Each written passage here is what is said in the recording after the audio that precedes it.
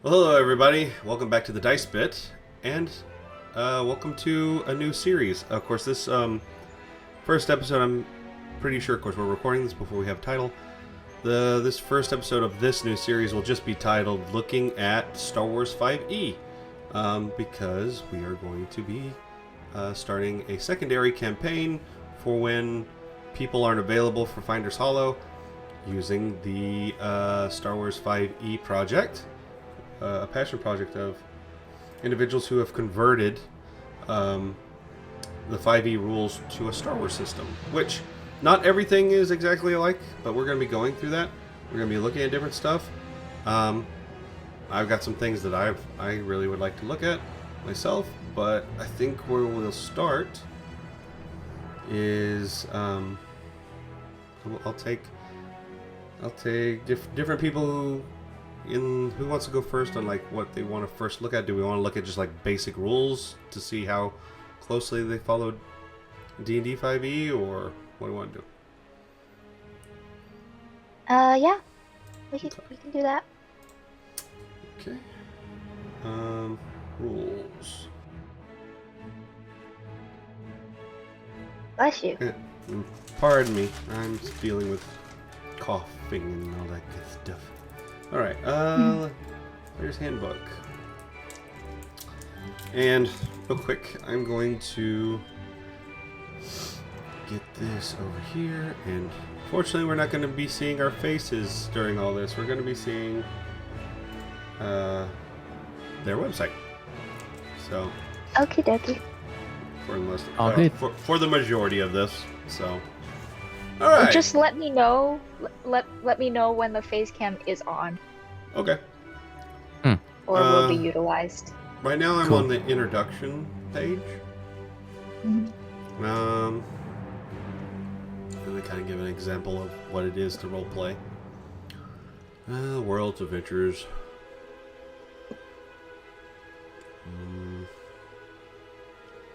How to play. Yeah, that's basics. It's a D20 system. If they change that, that would be crazy. Yeah. They got advantage and disadvantage. Alright. That's a very key thing to 5e. Mm-hmm.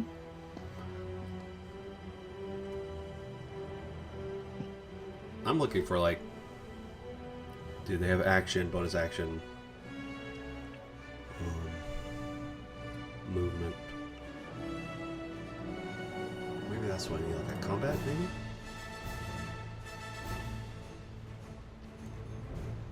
I'm not seeing that.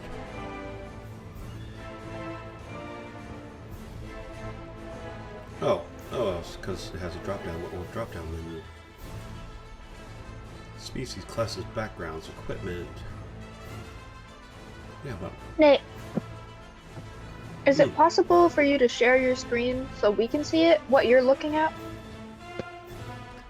we've done that before, haven't we? I feel like we have. Because I had to. I had to be able to share the battle map. There's a share your screen button on right. Discord. We're back on, by the way. You're being seen. Oh, okay. Um. Being seen. Although I might not clip it in because that doesn't make sense. There is that.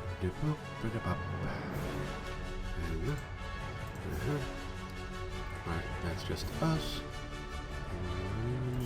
Awesome. How's that? That look Perfect. good? Good. Yeah. Yes. Alright, I'm not seeing a layout like I'm wanting, to tell the truth.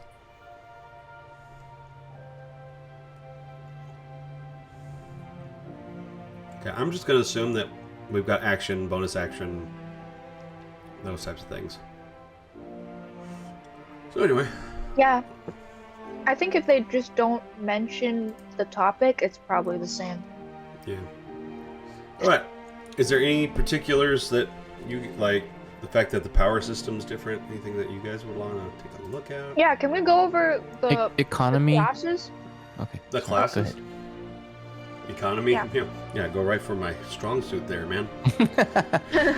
Yeah, let's talk money first. I mean, it's not. I assume it's not gold, but having played a lot of Star Wars games, I'm remembering that they had all of these different types of economy. They had they had Republic credits versus other coin, and you could, as you were traveling throughout the world, sometimes the coins that you had were invalid and you couldn't use them. That sort of thing. I don't think we're gonna go. Well, I don't know. We'll see. Because there's the new because we're gonna be in the New Republic era, so I need to look at what falls within that. I could see how if we ended up in Hutt space or something like that, they'd be like, Yeah. "Doesn't work here." Exactly. So, but that's a little down the road. That will be me trying to figure out what I'm gonna do. And that's the thing. Games like this, as they say in Pirates of the Caribbean, it's more like guidelines and rules. So, Yes. anyway, here are the classes. Any particular class we want to look at? I was thinking of making my character an operative, Okay. but I don't know what class that would compare to. Rogue, probably. Mm-hmm. Spy, a Bothan spy. Yeah. Mm-hmm. Bothan spy. Yeah. There's a whole line in the movie of many Bothan spies died to get us this information. Which Bothans are kind of goat-looking people. Which, watching the movie, it was just like this throwaway line that you're just like, what is that? I don't know. Mm-hmm. And it got filled in later with books. Ah. So... But yeah, so it's like hacking and things like that, I think. Hacking. The mainframe. Invading danger. Operatives have a knack for getting out of trouble. They have an instinct for self-preservation that keeps them alive. But it's usually tempered with a need to experience the thrills that their profession has to offer. And many adventurous operatives are also saddled with a sense of honor that sometimes makes them go against their natural inclination. No matter what their immediate concern may be, survival is the name of the game.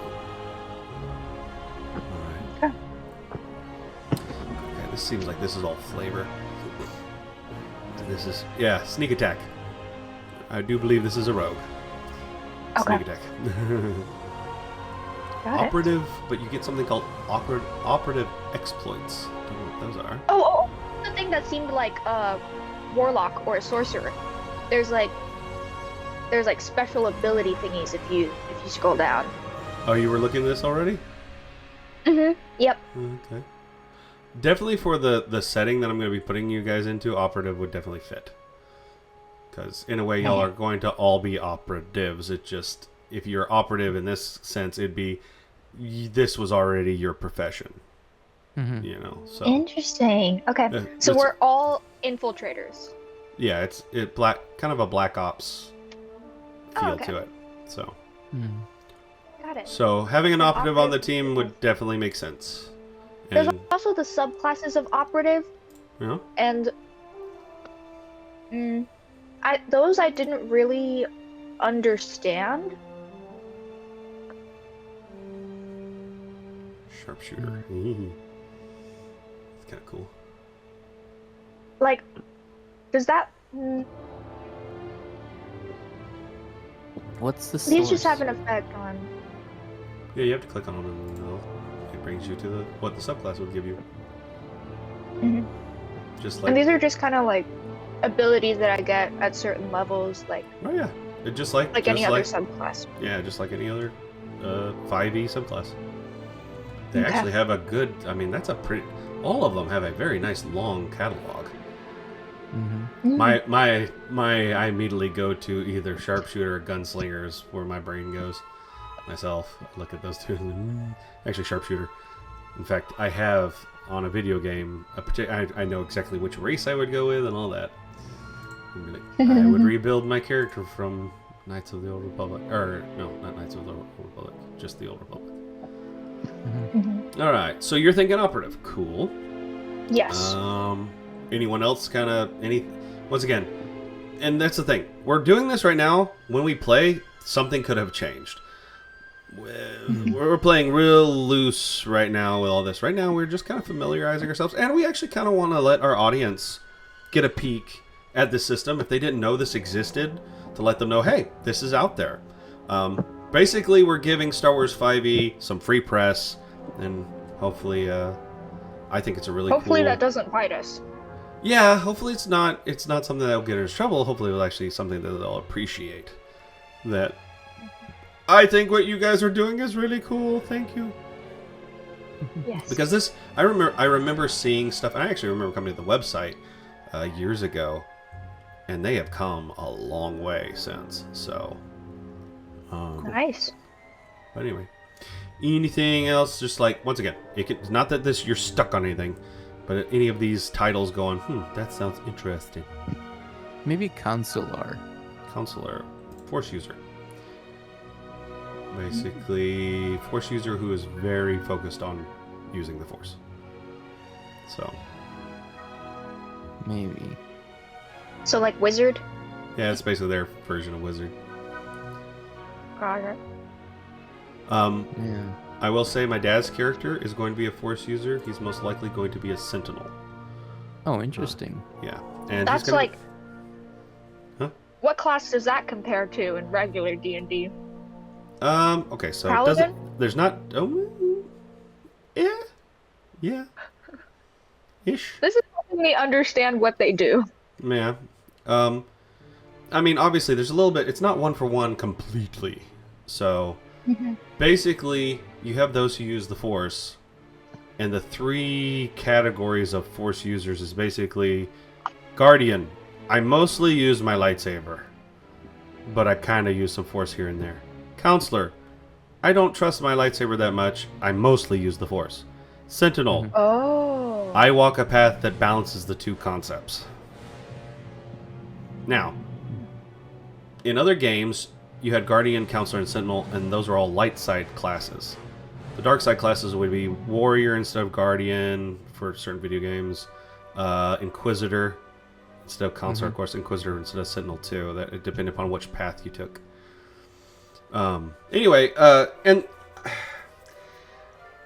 for this, I would like it to be that everyone doesn't quite know each other directly. That maybe that 2 or 3 people know each other. I don't know. I don't want it to be y'all already have been together on this one. But above table, I'm okay with everyone knowing stuff. Just you need to, in this one, it's going to be, you need to realize that, or at least to know the baseline. There's going to be things you don't know. Obviously, give some mystery. But there's going to be things you know what that do we know? Well, there's going to be things I'm going to reveal to you, but your characters don't know it. Okay. Or maybe they do. Like, for instance, if you're the operative, you might be someone who's basically... Again, here we go again with you being someone who's in charge somehow. No, is that another one of those? Dang it. Yeah, because it'd be along the lines of you're already familiar with the type of work. And Okay, yeah. But I'm not going to assign myself the boss role this time. Someone else can be the captain of the ship. Well, actually, in this case, there's really no one person who is the true leader. You have a leader who's giving you missions and things. So, okay. I'm playing the. So you're the leader. The main boss. I'm just not on the ground. I basically go, here's your mission. Here's what you do. Figure out how to do it. Get down there and get it done. So. Got it. And that's the thing. Maybe as that NPC. Are we like a bounty hunter group, or are we? No, you're. What are we? Black Ops again. You are. The way I put it to Dad was, tell the truth. You know, the New Republic are the good guys. It's a hopeful day. They got rid of the Empire, and now they have the New Republic. this game's a little cynical in that it's still a government. And there's still things that they want done that are off the books, but at the same time, government, you know, there are guys, but they move with impunity, basically. In our universe, is there are there remnants of the old Republic still throughout the galaxy, or have they been completely cleaned out? No. There might still be remnants of the Empire and so on. I will say this: it's a different time for the audience. It is a different timeline than the prequel series. We're not following that.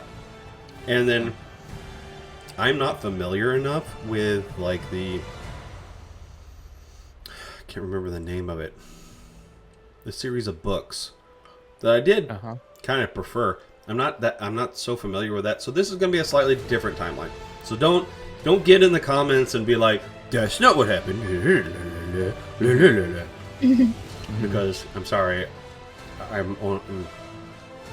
it's not going to stay true to the content. Okay. Something will diverge. So we're taking some creative liberties. Yes, because we have to. When it comes to Otherwise, canon, we'll take some canon divergences. right? Are we gonna run into Palpatine all of a sudden somewhere? I hope not. No, he's dead. Oh, good, Okay. good. Oh, do You we know might- he's dead? You might run into Mara Jade. I do not know who that is. Or Luke Skywalker. Luke Skywalker's, yeah, Oh, okay. wife or girlfriend yeah, and wife. Yeah. I'm gonna say it's in the relatively, still not exactly, but I'm gonna be more drawing off of the Young Jedi Knight timeline, because just a little tidbit about me: I own every single one of those books. So, I actually have one that's signed by the author. So, Wow. but, yeah. Wow. So the Vaughn, was it the Vaughn? Yeah, that's the part I don't really know. I know Young Jedi Knight, and then after that, so I don't know. This might be a timeline that diverges about when the Young Jedi Knight ends. So, anyway, the idea is, hey, the New Republic is still a government that still wants things done that can be considered a little shady sometimes. And that's where you guys are basically missions of like, we need stuff taken care of. So We are hired to assist in nefarious things. not necessarily nefarious, downright. More like, because and to be honest, the politics of the Republic with the Senate and everything, with that many planets, things are complex. Things are a little messy. Okay, so we're not So- allied with any specific person or No, you work for the New Republic. Basically the federal side of it. Which as it comes out of my mouth, it's like, but still. Anyway, the bottom line, basically, it's along the lines of it's easier to ask forgiveness than permission type stuff. Basically, if you guys didn't deal with it, it would get messy and bogged down in bureaucracy, and things wouldn't get done, and problems wouldn't get dealt with on these different planets because of too many things. loops to get through things legally. Right. Yeah, so it's along the lines of you guys are working a little outside of the law, even though you are the law. Okay. Got it. To give an idea, if you're any, you may not be familiar with this, but for the audience, there might be some. Sorry. Drawing off of Mass Effect or 007. Secret agent. Yeah, that basically you're like, if once again Mass Effect, you're like a Spectre, except in this case, the Spectre program's not known about. We don't talk about it. And then if you guys get arrested or something like that, you'll end up in a court. But then someone's going to show up and be like, "Can we go talk in a room real quick?" And then the judge would come out going, okay, they're released. Basically. Perfect. That kind of thing. Awesome. The whole like, you're about to get a call. What are you talking about? You're about to get a call, and they're going to tell you to let me go. That kind of thing.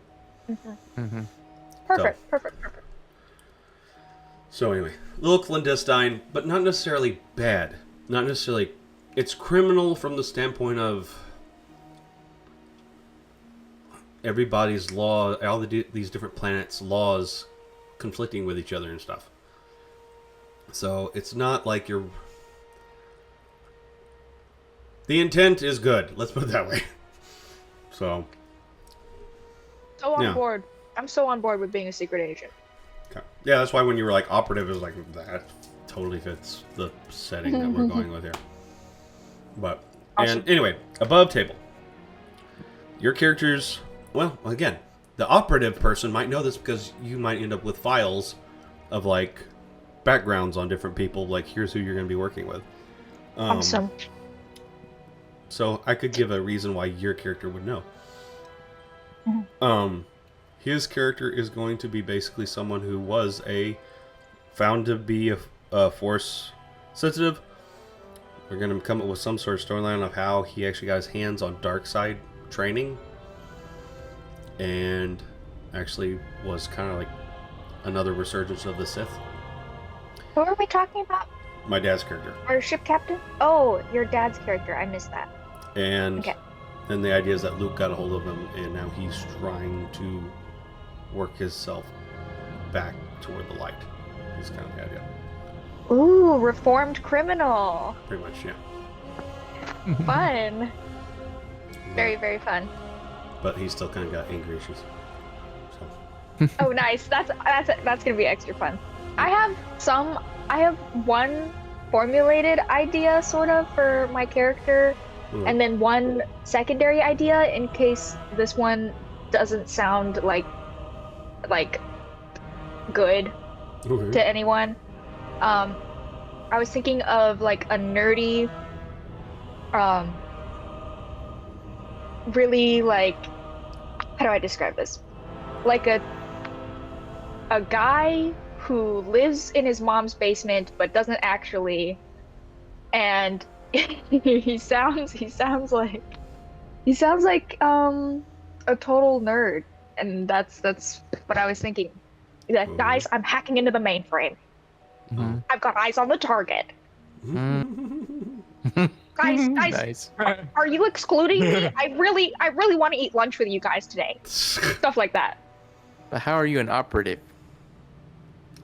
I don't know. In what sense of the word? That's very like counterintuitive to the idea of the 12 Bond, James Bond. Bond, James Bond? No. You sound more like a sentinel to me. Well, Or no, a Sentinel is force using. She's more True. tech. I want his nerdiness to be deceptive. Maybe engineer? Maybe engineer.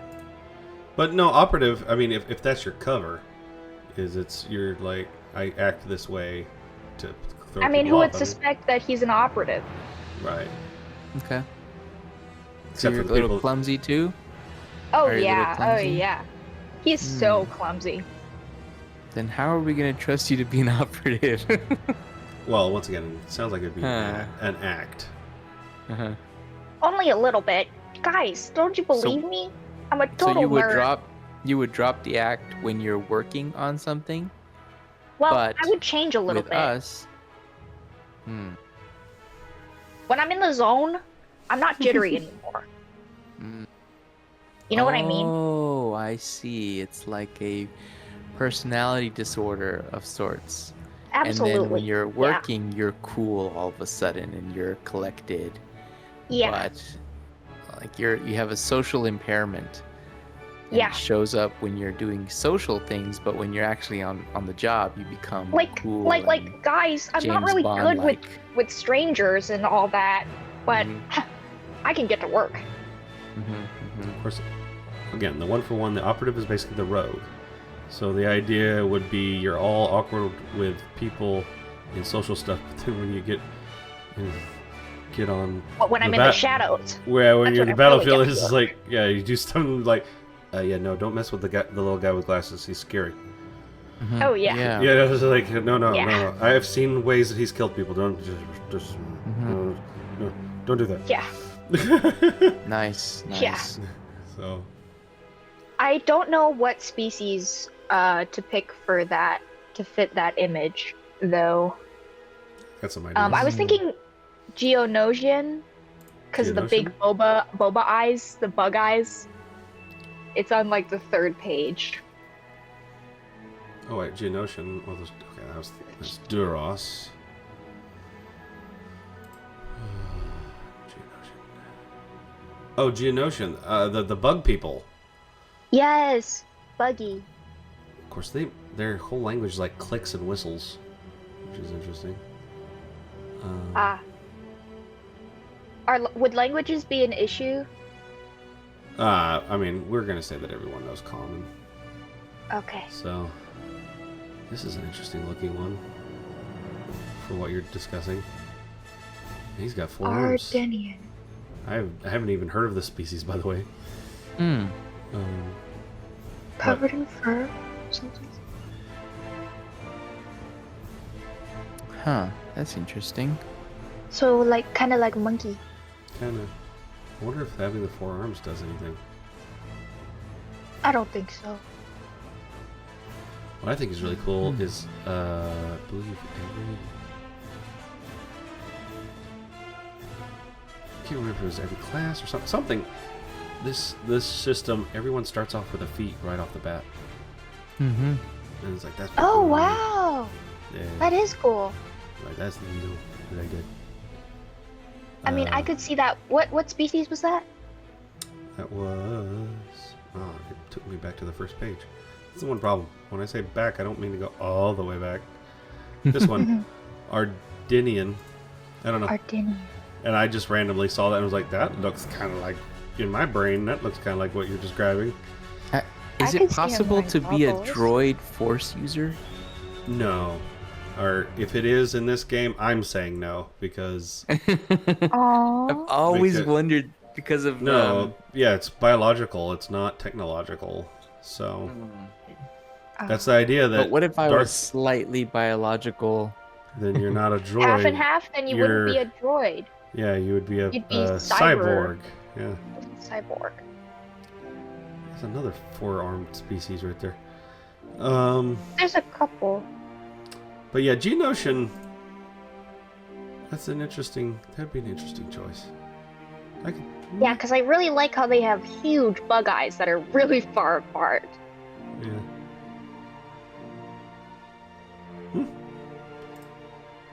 But I'm not completely set on it, so... Yeah. Well, we're not set on... like I keep saying, we're not set on anything tonight. We're just kind of perusing, thinking, trying... If there's anything that, like, hey, what about this? Do they have this in the game? How does this work for them? You know?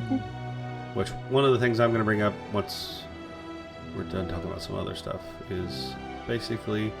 It kind of felt like the Force didn't quite have as much gravitas in this system as I would like it to. Or rather, not the Force itself, but like dark side versus light side. So, here's another one that Celestin tends to get put in the nerdy category, I've noticed, because they got the big buggy eyes too. Oh. So...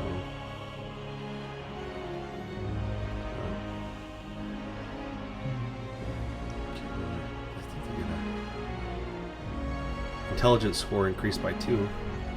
Dexterity by 1, which really dexterity is what you want to go for. Yeah, dexterity is for...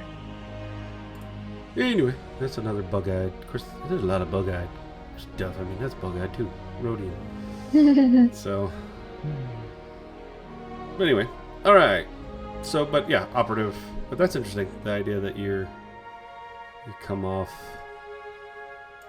one way, but really you're another way. Yeah. Okay. How about you, A? Is there anything that's... I'm looking course, for something You said Sentinel. in the species that is contradictory to what the what? Because I'm still thinking consular. Hmm. So I'm looking for something that you wouldn't think a consular would be a consular, you know? I mean, I look at things like the hut, for instance. I'm like, wow, that's an interesting paradigm if I was a hut. But then how could I be how could I function in the story that you're building around a kind of roguish group? That Right. doesn't quite work. I'd be the one agile of the whole group. Yeah. I wouldn't be doing the Wait for backflips me. and hiding. Yeah, exactly. Hiding in the corners or anything. I'd give everything away. And so I don't want to be a clumsy droid either, but something technical would have been interesting. You don't want to be a droid? Well, No, droids can't use force abilities. Oh, but he wants to use Force more than Yeah. he wants to be a droid. Okay. yeah, because I want it to be a counselor. Is there another half robotic, half organic thingy? Not really. It's less of a species and more of a thing that you have done to yourself or have had done to you.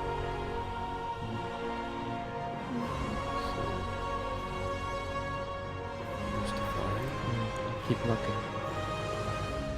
Something will jump out at me. I know most of What is the source column? What is PHB? What is that? And CS or CE? I saw something else earlier. But these guys have Player's actually, Handbook. yeah, they're actually like producing books. oh, are those books? Oh, Yeah.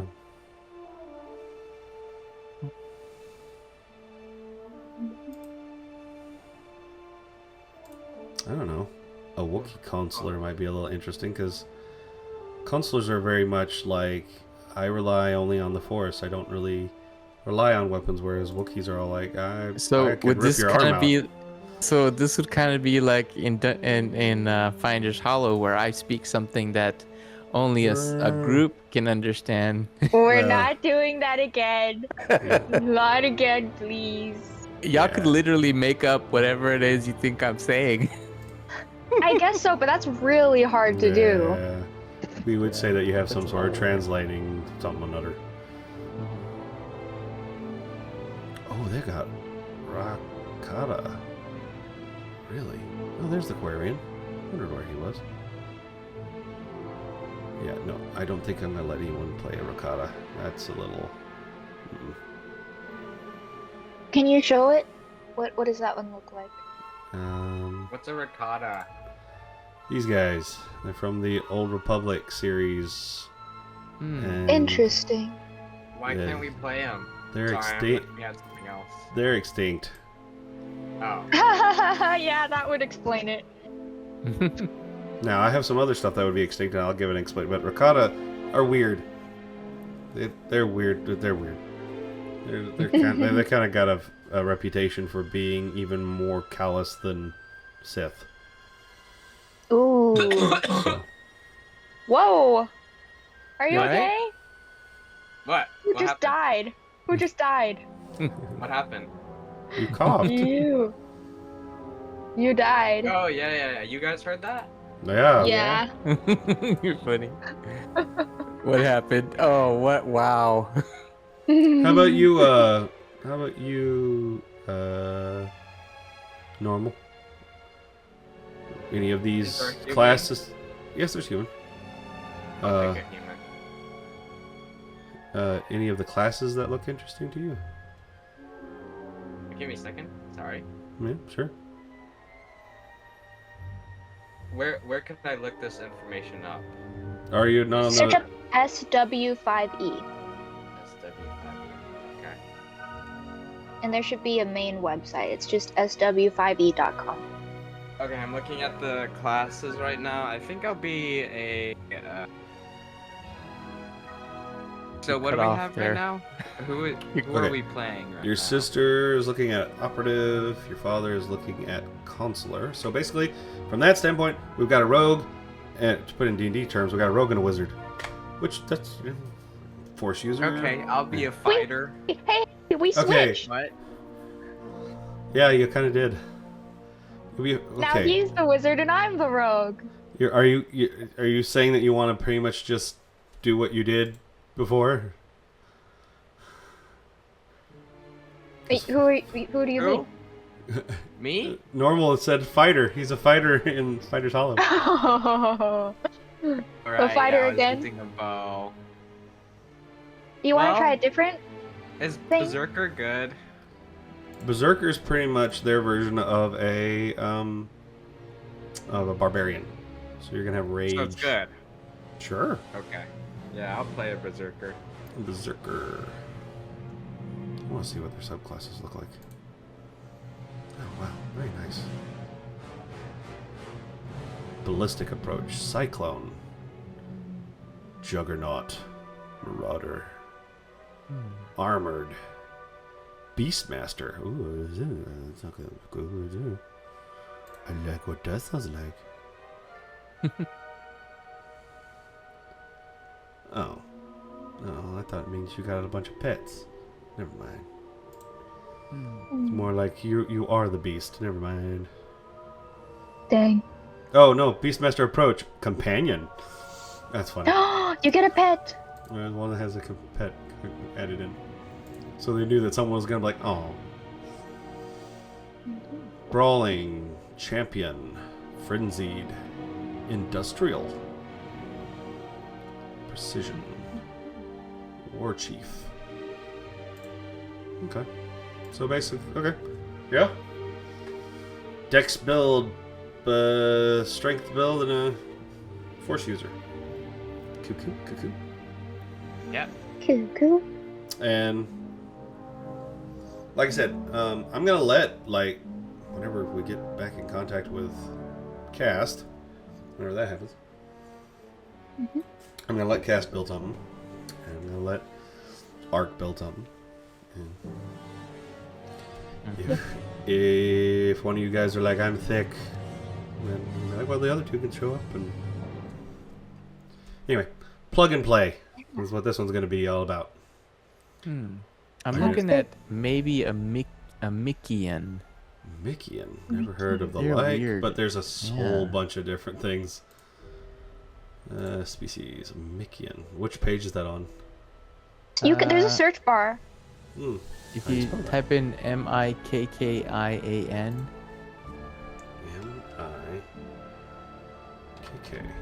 Mickean. they're I from do- Mickia. Yeah. Never heard of. But once again, Star Wars is just so. See, it says Cool. the belief is the Force plays a central role in all of them. It's an interesting thing because I guess visually they have like this weird wavy hair thing going on. Yeah, well, tentacles almost. Mm-hmm. Now, I will say in this setting, if you are a Force user in this setting, there's no formal training at this point. Luke has just started his Jedi Academy. Mm-hmm. And I would That's say why I'm gonna rule the world. you're... Just kidding. Oh, so this is canon? We're all in like the Star Wars universe? Yes. Yeah. Okay. Okay. So... This is the New Republic. Yeah, New Republic. So we just threw down Palpatine and his ilk. Right. And there are remnants of the Empire. And that's the other thing. That's some of the stuff that you're going to be working on is like dealing with people who like corrupt individuals who have infiltrated systems and stuff like that. And the idea is we want this done quietly so people don't know how deep. Mm-hmm.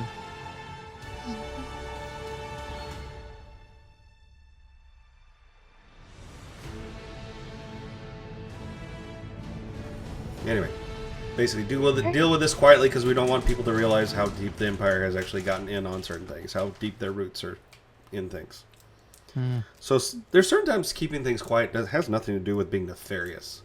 It has to do with we don't want to tip off the enemy of how much we know, and we don't want society to have to deal with the fact that this stuff's right under their noses. You know, but Yeah. that kind of thing.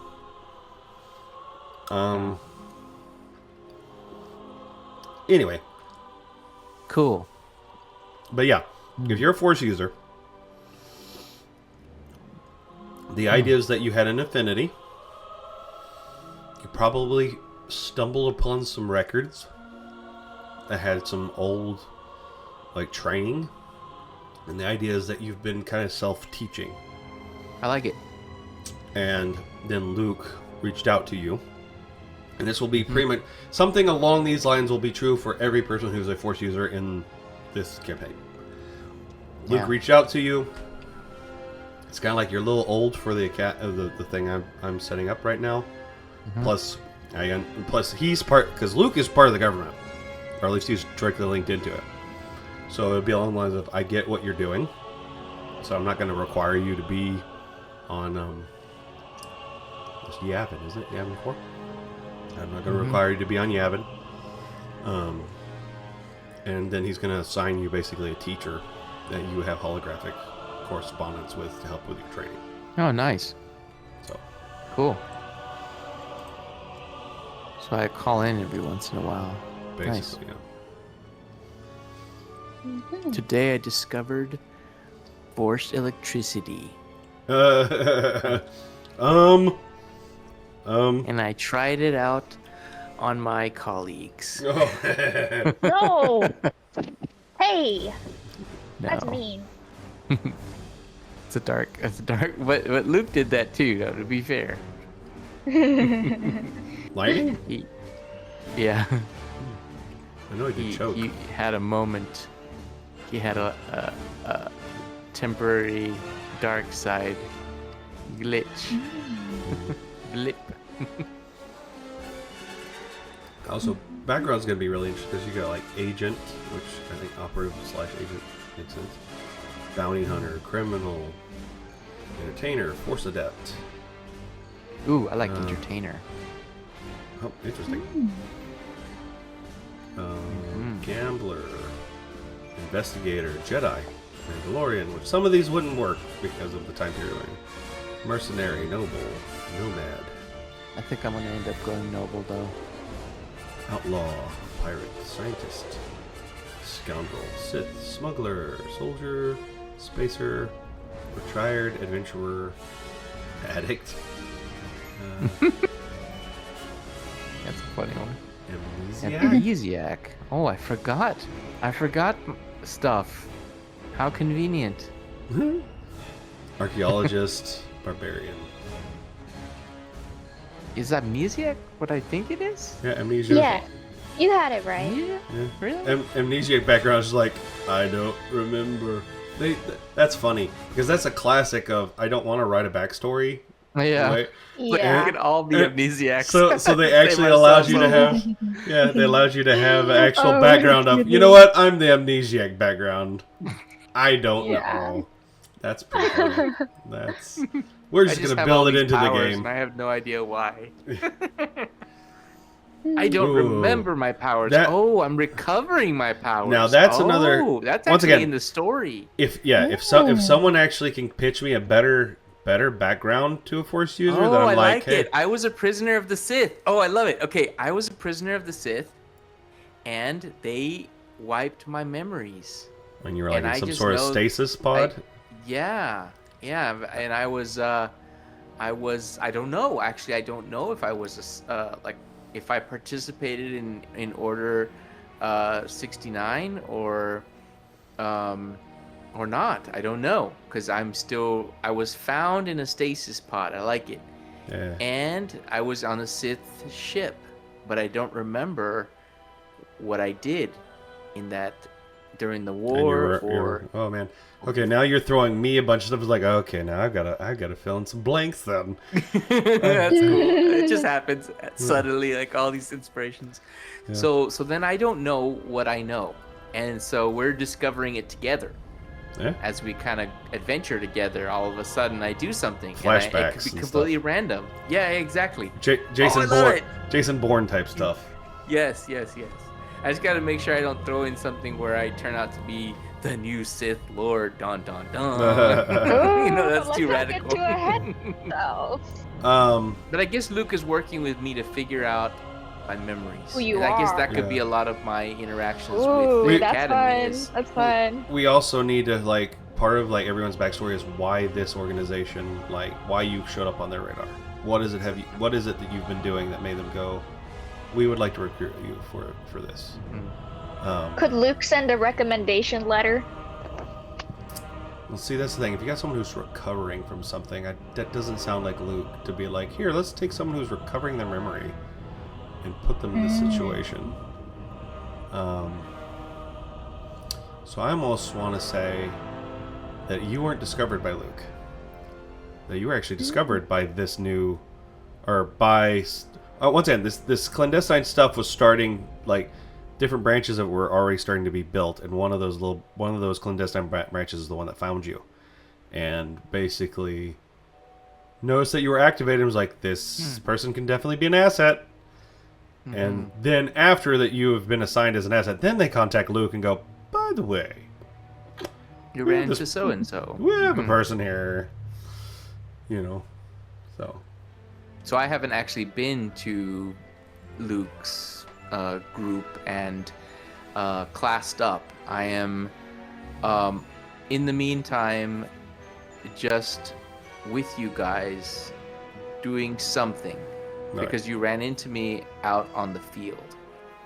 And so well, the people who are in charge did. Not the people you're working with. People in charge. Okay. So the people in charge. Okay, so I haven't made it to is it not Tatooine? Yavin. Avon. And so I'm working with you guys because why would the people in charge send me to work with you guys? Because I just haven't made it to Yavin. It's too far away. Is it a distance thing? Is it it's more along the lines of, again, the mentality of a spy network or more Black Ops type group. If they ran into someone like you, do you think their first thing would be like, oh sure, we need to ship them off to Yavin so they can train with Luke? Or would it be, we could use this and we'll just talk to Luke about it later? It could go either way. Yeah. I could have gone to Luke and been like, yes, he's got some force capabilities, but I don't want to put him near the other students because he doesn't remember who he is, and but he does have some skills and he seems like someone we can trust, at least in these lower less riskier adventures, like maybe they're testing me out to see who I am. Like, there was a test that Luke had where he was able to detect, this is in the writings, I guess, where he could detect if someone had a dark side or the light side. And so he detected the light side in me, and that got me past at least that part of the test. And then I couldn't recover any of my memories.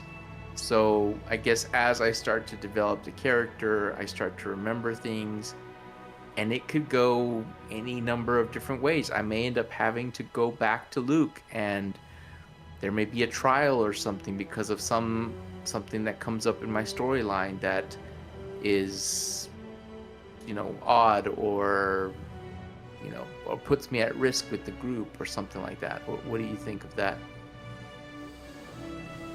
Possibly. In Knights of the Republic, one of the passes of path of the Counselor is the path of basically like internal affairs, basically. Someone who does, and they even have this whole motto, if I remember, because I've made a character like that. Basically, I walk in the shadows until it's time to show the light, something along those lines. Interesting. And so, here's my pitch. If you did get discovered by Luke, or Luke found, like, you got woken up, you started manifesting, Luke found you. you feel something of like there's a certain type of job I do. I have these abilities, but there's a certain type of job I do. And you're basically along the lines of, because I know how Lucas would be. He was like, I can't force you to be here. I'm not going to make you be here. And that you actually, like, you start, like, investigating, like, corruption and crime and stuff because you feel an urge to do that. And that's what gets you. And you start, you know, your powers start reoccurring, but in the pursuit of that type of thing. And that gets you on these guys' radar. Nice. And then through that, they get they're like, okay, we have a force user, and Luke's like, yeah, no, I know who this guy is. And, you know, maybe even make it to where it's like, Luke's like, I've been keeping up with him, actually. And it's unconventional, but he's been doing good work. Yeah. You know? So is there something work. that you and I could talk about that the group wouldn't know? Oh, yeah. That Let's have some could be part of the story that they don't need to know about just yet. Yeah. That they could discover it as we go. Okay. Yeah. You want to go into it now, or do you want to like? Okay. We'll do that. We'll do that. We'll do that later. Okay. Yeah. Cool. And then if you're an amnesiac, there's going to be things you don't know. Yeah. So I'm going to have to come up with some stuff to shock you. Absolutely. Yeah. So. Okay, should there be a baseline for what is okay to put in his backstory and what's not okay? Do you guys want to like discuss that? We will. Not right now. But we will. Okay. Yeah. This is a fun character. Okay. Yeah. Well, Just write down little notes. This is what you're wanting. We'll discuss at some point when we're face to face. Nice. But, all right. That'd be real fun. Cool. Yeah. What does your character look and sound like? Similar to the picture there that I almost said Luke. Call you Luke. That Nate had, or Nex had in the there you go. So something like that. And I can Wait. This is female, so the male version. This is the female version, yeah. It'd be the Wait, male. I'm not there yet. Wait. I wonder if I can get a picture of a male. It's on his share. I know, but I'm not there. I'm not present. Oh yeah, I just noticed you're not you're not at your desk. How do you spell that species again? Mikian. M-I-K-K-I-A-N. Oh, that one. Mickey Mouse. Yeah, without the round ears, I guess. Well, they can be green. They can be Oh, it's yellow. like Medusa. Yeah, like a Medusa Looking. character. Why are they got Cool. a Revan mask? I have returned. I actually I think I thought of an idea that I can pitch my father with his idea. Oh, nice. I've always thought orange lightsabers were cool, and now there's like Yeah. a canon reason why you would have an orange lightsaber. Yeah, So it's him- this. It's the counselor. Well, no, it's Is it? Oh no, it's the orange Impact? orange is basically gray Jedi thinking. It's pushing yourself just close enough to the dark side to accept some of it, but not giving over to it.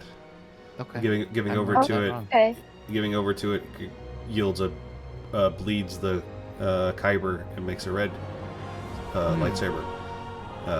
Orange lightsaber in this particular regard is the idea that you've bled it, but you haven't bled it fully. You bled it just enough to where it turned orange, and that it basically. And personally, when you really, even though they call it the dark side, it's like no, it's passion or feelings, and it's like you have balance. And I've always the philosophies I've looked at is like I would probably be, if I actually was in this universe, I'd be a gray Jedi, because it's like no, this holistic, never feel anything, never be attached, never feel love, no, and that's the light side. Give me a break. You know, it's the whole idea of have your passions, but do not give yourself over to them fully, and that's where the idea of orange lightsaber comes through, which is interesting because I always had a fascination with orange lightsabers before they came up with that concept. That's a newer concept, and it's like I always thought gray Jedis were interesting, and I always liked orange lightsabers. And then they're like, orange lightsabers for someone who's like willing to use the dark side but hasn't given themselves to it fully. And it's like, wait a second. Okay. But yeah, my dad's character walking that, basically, the idea I think is he's going to be kind of straddling the line a little bit between the two. Like, oh, you could possibly have an orange lightsaber. Yeah, So. good. I still haven't figured out what the purple lightsaber was. Just really rare. That's all. Just really special. It's just a really special kind of Jedi. Yep, it was along the lines of you don't find kyber crystals that produce purple often. So really, what it was him going like, I'm important. I got my hands on one of these. But also, one cool thing that we can get into, of course, you just think about this. This is more flavor than anything. I always loved how in stories they actually with Force users who had really unique origins for their hilt. Like in Young Jedi Knights, you had my brain is going blank. It's just getting old, man. Yeah, I want to say Tennille Joe. Wow. Tennille Joe, but I think Tennille Joe is her mom.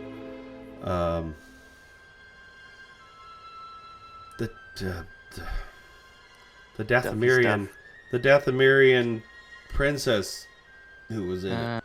Anyway, the fact that she built her hilt out of a carved Rancor tooth, which is like, that's really cool. Oh, that's neat. Yeah. Huh. But I always thought it'd be kind of cool to have a Force user character who doesn't have a lightsaber per se. He's got basically a lightsaber pike. And basically, he's got a walking stick that's got a lightsaber at the end of it. Yeah. But, Yeah. I kind of wanted not to have a lightsaber with this character. okay. I thought that I would have a what is that black sword? The my mind. If you're talking What about is the that? black lightsaber, then no, you can have that because that's one of a kind. No, not a lightsaber at all. A Vibroblade? yes, vibroblade. Oh. We could do that, I guess. But if you actually were a Jedi at some point, you would have most likely had a lightsaber. Yeah, but I don't think I have one. I think this is at this time, I don't have one. You don't have one? So part of the journey would actually be maybe reconstructing that lightsaber? Yeah, I think so. That'd be Or kinda cool. finding mine, or finding the one that I had. Recovering the one. One or yours, the other. Tracking it down. Yeah, and I guess I'm okay the story going one way or another, and I'm okay if I discovered that the lightsaber that I had wasn't the one that fits me anymore. You know what I mean? Yeah. Okay. Alright, so we've got Nerd, who is underestimated and shouldn't be, and Jedi Counselor from the past who's finding themselves. Possibility of a reformed follower of the dark side. Which Exactly. That should create an interesting interaction. Yeah. And then a berserker. So let's see. For the Berserker, I don't know if Fred is back at his chair. He was taking care of the chickens. Oh, is he back? I don't know. Oh. Mayhaps. Also, species wise, I see Gungan as an option maybe. Yeah. Oh, I think so far. You as a Gungan? Yeah. The classic underestimate Jar Jar gambit. Yeah, I could just be another one of that. Misa gonna hack into this, okie day? Yeah. Yeah. Really? Okay. You could have it be like someone says that around, and you're like, you do get that none of us like we can learn how to talk like you guys, right? You get that, right? Yeah.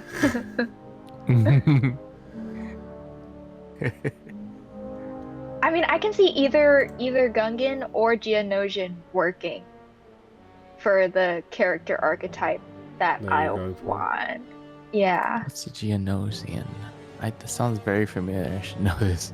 It's the bug people from Geonosis. The Oh, Geonosis. really? Yeah. Hive mind type stuff. Oh wow, what to an some interesting idea. To some degree. Mm-hmm. A semi-hive mind. With all the clicking and clacking. Uh-huh.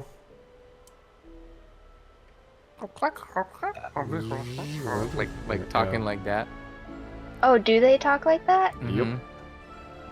And they're in the movies. They never spoke basic. Yeah. They're always translated. They always had a translator. Yeah.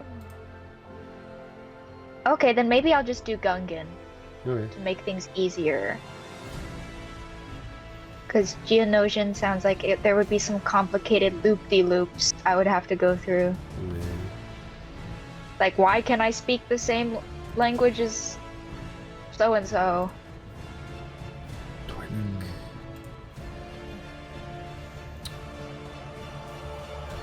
all right. So one thing I want us to look at, especially since we have a Force user. So using the Force is a little different than spell slots and that sort of thing. Bless you. I think they have an explanation on the... Okay, Force points. You have a number of Force points equal to your consular level times 4, as shown by the Force points column of the consular table, plus your Wisdom or Charisma modifier, your choice. Interesting.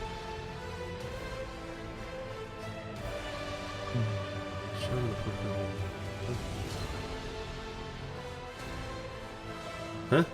I don't understand that, actually. Equal to consular level times 4. So 1 times 4. That gets really high fast. Plus...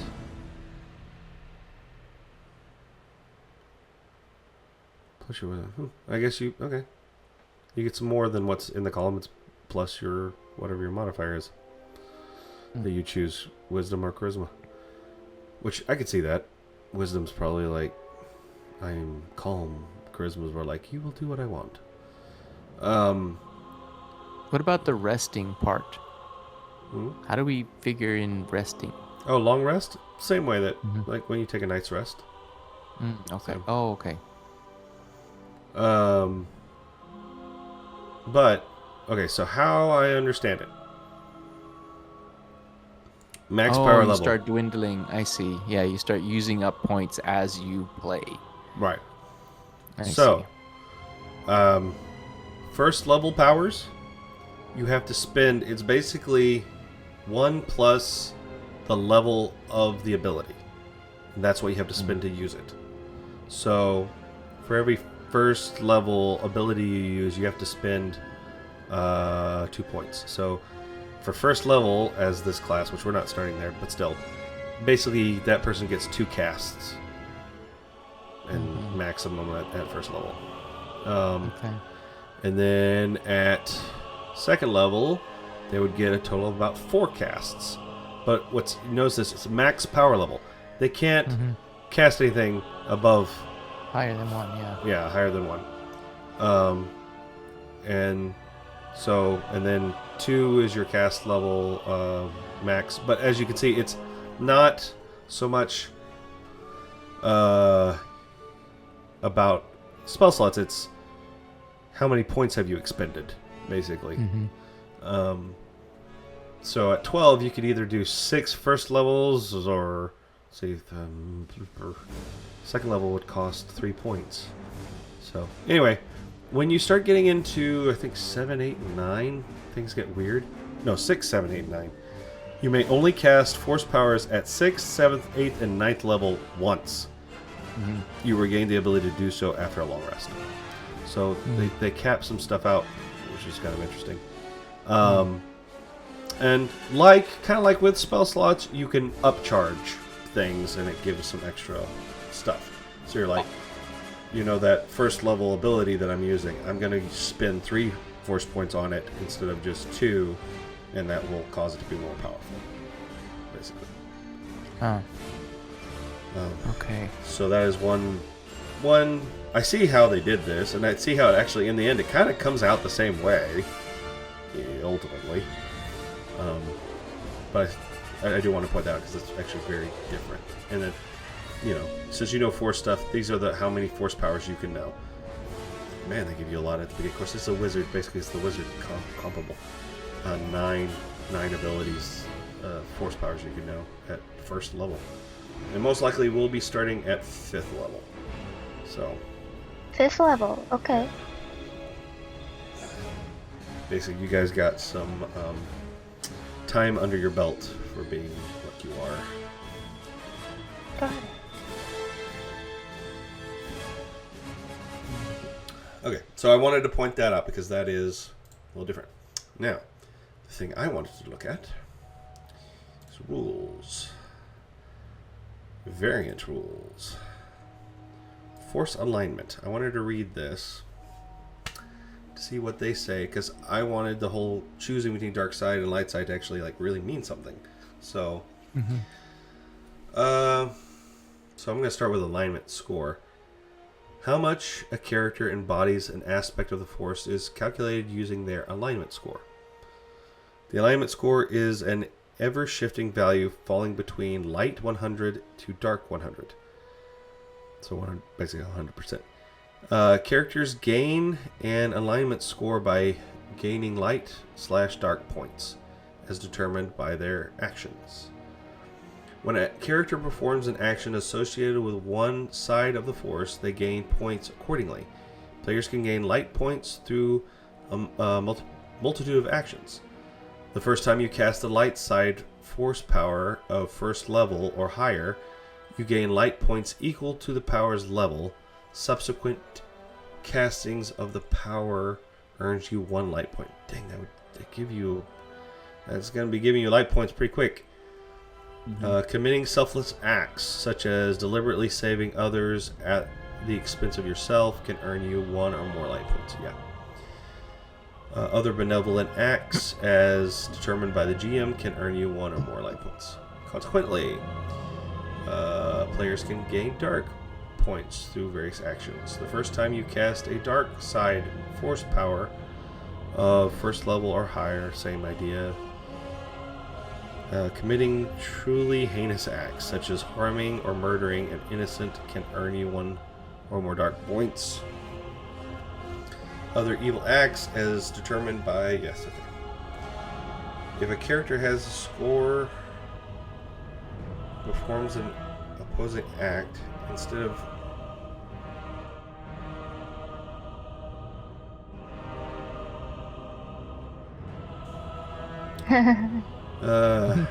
opposing act. Instead of gaining points toward the other aspect of the Force, they lose them from the current score. Okay, alright. So they have it as a running spectrum. For instance, if a player has 5 light points and casts a dark side power of 4th level, they would have the light points reduced to 1. Okay.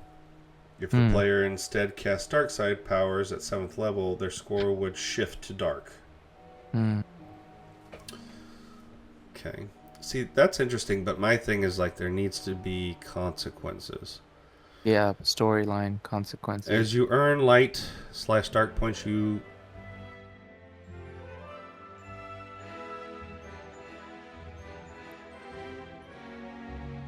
Oh, man.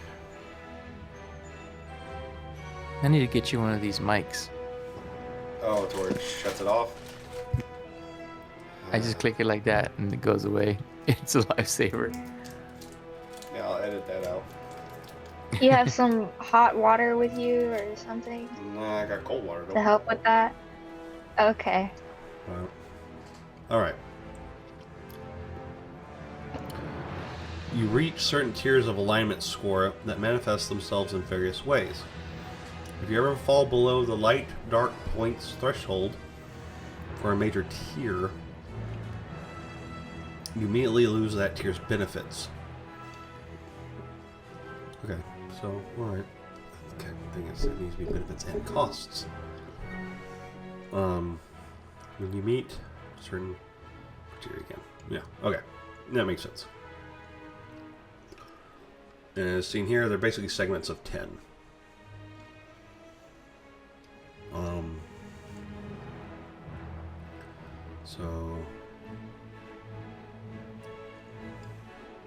So I would say, so from 1 to 9, you're balanced. From 10 to 19, you're in the minor. Anyway, okay. A certain tier of light/dark points, you risk manifesting minor traits as shown in the Force alignment table. When you would earn a minor trait, you must first make a saving throw. Charisma for benevolence, wisdom for corruption. The DC of which varies depending on the tier of the minor trait. Interesting.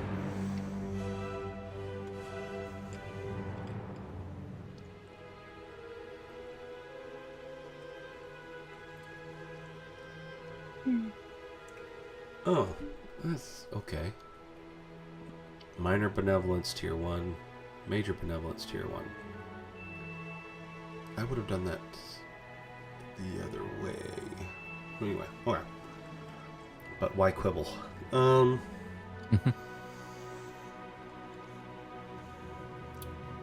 As shown in the minor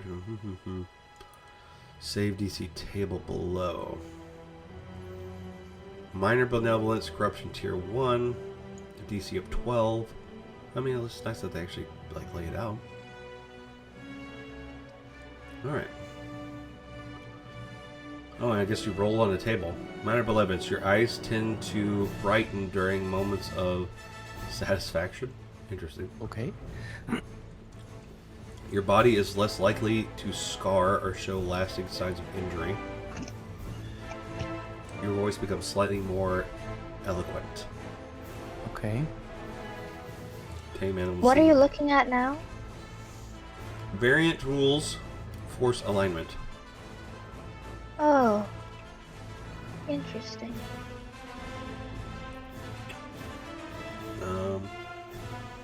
Tier 2, your eyes become more stark and vibrant.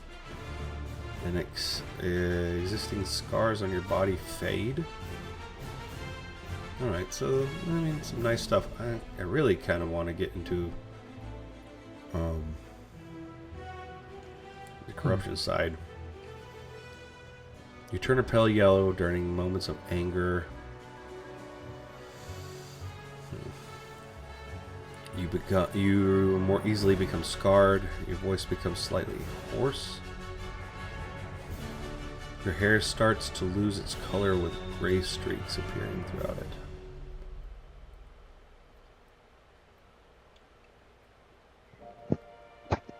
Your eyes turn luminous sulfuric yellow with fiery red rim around the irises during moments of anger.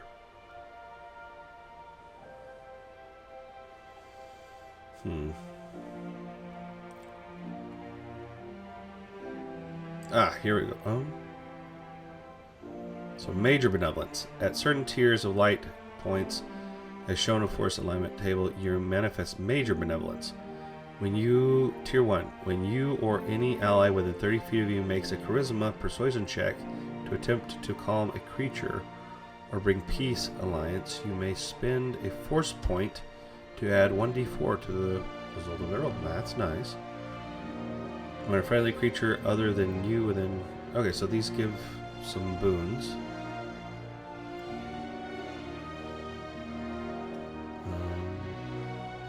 Oh, and then the top one is Luminous Being. Is cool. You get to pick a...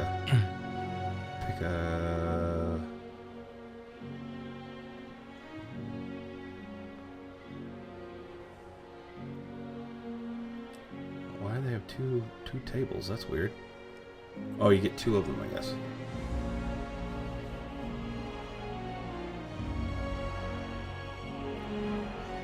Let's see. You have become a physical manifestation of the light side of the Force, gaining 1 of the falling boons. Why 1? Okay. Why not?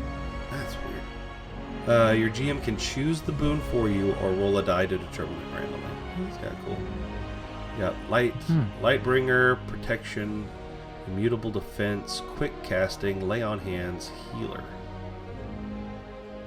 I like the idea that I get to kind of go, hey, I get to choose what you're going to do. Yeah, it's kind of neat. Dark side. See, here's the thing. I want the dark side to actually have a problem with it, though. You have advantage on charisma, intimidation checks.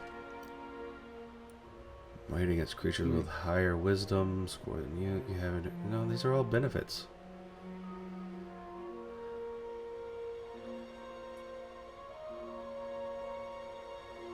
Yeah, see, they just kind of balance it out with all just it's all good, just depending upon which direction you go. Mm-hmm. Overall, I don't know. I feel like we could use this, but this still doesn't have the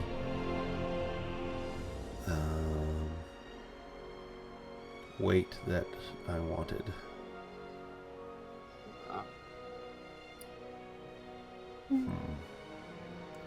Would have to think about how I would tie what I came up with to this. So, what I came up with is basically as there's different sections of, well, I mean, you could still do it this way, just different levels of your light side versus dark side. Mm-hmm. The only problem with this is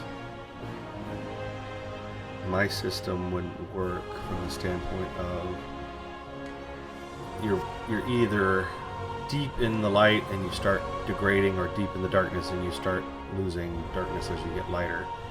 But again, this doesn't give any real good incentives to turn things around. It's like, I'm doing good over here with my dark side intimidation stuff. Mm-hmm.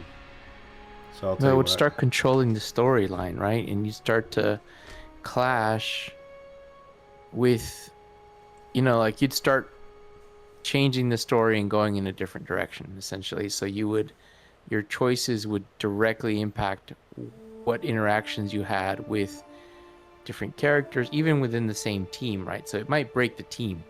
Yeah. It could, and it could steer the whole storyline towards another direction. Yeah. I actually am trying to. What I came up with actually was something that I was. How many times can I say actually? Something that Actually, one more time. That came from the Wizards of the Coast's Star Wars before they basically gave up on that. That with their situation, you could actually get bonuses to things. You could apply bonuses, and the light side, their bonuses are a little less to begin with, but as time goes on, they get more and more powerful. Whereas the dark side rushes you in, gives you really big bonuses to begin with, but then they cap off real fast. Sure. And they made it to where the dark side actually starts to hurt you. So if we did what I've been working on, I'd be giving out. I don't know if I'd be giving out force points every time you used a force ability. I don't know if I'd be doing that. Excessive. Yeah, that's a little much. It would be more based on like your actions. That calling on the dark side or calling on the light side doesn't necessarily give you a light side or dark side point. It's the results that really. If you hurt someone, dark side. If you help someone, light side. Or if you hurt someone, so if you hurt someone who is undeserving. Basically, if you hurt innocents, let's put it that way. Do something selfish. Something along or you help. What if you help the evil people. Yeah, that kind of thing. You heal a Sith Lord. Yeah, that might get you some dark side points. It's like, what are you doing? But in my system, you actually could gather both light side and dark side points. It's just whatever is higher is what you're kind of leaning toward. And you, as a force user, you can use either the light or the dark. So, my idea is, because you have force points just in general, that what I'm about to say is actually like using a first level force power. So it would cost 2 points. And how you would calculate how many force points, how many points you have in each one, you start at a baseline on both sides, actually. Maybe I wouldn't do that now that I think about it.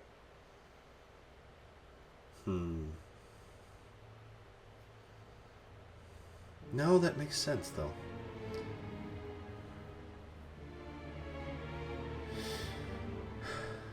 I would say that whichever is higher gets even higher with enemy points because your force, because there's multi-classing in this. Your force user level would actually have something to do with it too. It would get added on. So if you start leaning more toward dark, you're suddenly going to get a big burst of dark at some point because your levels are going to get added into as well. Right. Same so with you light. suddenly shift. Right. Well, I mean that's accurate because storyline, canon or whatever, that makes sense. A person can go from light to dark and be extreme on that, right, by switching their alignment. Like Count Dooku being a powerful Jedi suddenly switched to dark side, became extremely powerful on the dark side. Right. So, if you've accrued, and I'll be giving these things out based on my discretion. It's very GM discretion of like, nope, yeah, that was a light. But that here's was a the thing: dark side and Sith were not the same thing, though. No, yeah, not necessarily. This is just dark side versus light side. If you've got 2 to 5 light side points, you can call for a price of 2 of your force points.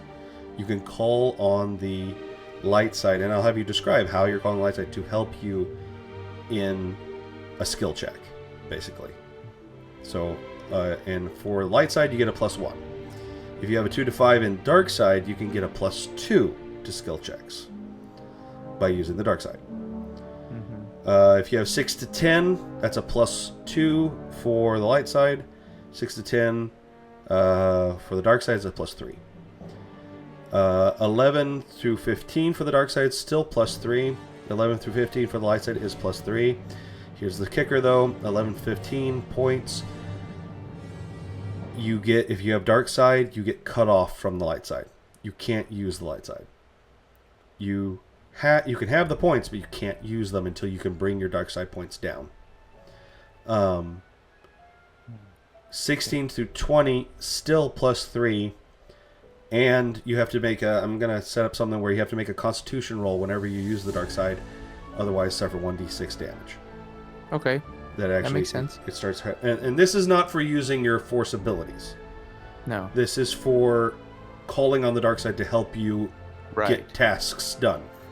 A good for instance is like, I'm asking the light, I'm drawing on the light side to do a lockpick. How are you doing it? Well, if it's the light side, it's like, I'm using the senses to guide me so I can do it well. The dark side is, I'm breaking the internal workings of this lock to make it work. Right. Right. And it should damage you a little bit as you do it. Or it have a chance to. So 16 to 20 for light side, that was a +4 bonus. 21 to 25, dark side is a +4 bonus. And that possibility of damage moves up to a 2d6. Again, it will be rolled to see whether or not you take that damage or not. And this is just what I have so far. 26 to 30, still +4 for the dark side. And you have 2 things you have to roll for. You have to roll to see if you take 2d6. Actually, you roll to see if you take the 2d6 damage. If you do, you roll again against a con save. And if you fail on that, you actually lose either a charisma point or a constitution. That it's degrading your body or causing bruising or like internal scarring. Like the what they were talking about like the eyes getting messed up and stuff. Yeah. This is actually like the Force corrupting your body. You're right. That should work that way. That makes a lot of sense. And if you want to start, like if you want to start working your way back, you can actually, because again, you can still accrue light side points as you have these dark side points and you're working in them. If you want to start working back, you can burn those light side points one for one, and you start burning your light side points to get rid of and cleanse yourself of dark side until you can get yourself back down to at least 6 to 10 on dark side. Wow. And then you can access both at that point. I like it. And Very my idea is that there will be a feat that I will add that is basically the Force Adept feat, to where anyone can access this. That basically everyone's accruing light side or dark side, but not everyone can use it in this way. Right. And then a Force Adept, and you have the same stuff. It's they can't cast stuff, but they can like call on the Force to help them and things. But if they keep calling on the dark side to do so, then it's going to start. Yeah. They're going to start having problems. And some of it is like,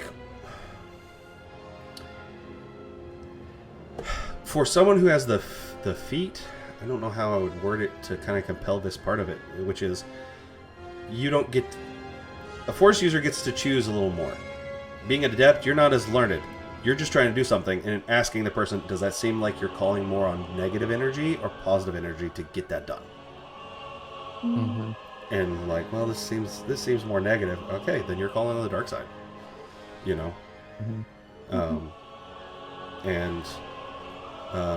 Again, just calling on it though doesn't give you a dark side point. So I don't know. For someone who has Force Adept, I want to make some sort of limitation there of like they're actually not as in control as a Force user, to where they start accruing dark side points a little haplessly. Does that make sense?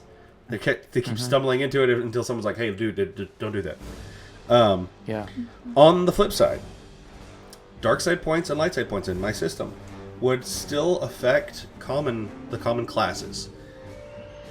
And on that one, it would just be, in certain circumstances, as the GM, I'd be like, okay, where is your light side points versus your dark side points? And if you tell me,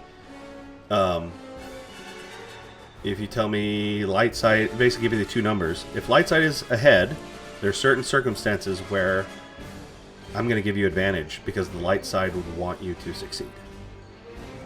There's certain places where I'll give you disadvantage even for having light side because the dark would want you to succeed or do it a certain way. So, because you're doing that and your light is higher, you're going to get disadvantage. On the dark side side of things, now the dark side has a little kicker, which is it might give you advantage a little more. Because once again, being cruel, being nasty, quick and easy, right? It's easy to be nasty. Right. We'll give you advantage on stuff. And I'll even say on that, Commerce will be like, I'd like to actually be all nasty. I'm kind of going dark here. Can I get some advantage? The thing is, on that one, you will get advantage, but I'm going to put a little thing down on my page that someone down the line is going to get advantage on you. In something. Okay, because of that. Or I'm going to inflict disadvantage somewhere that you're just not expecting.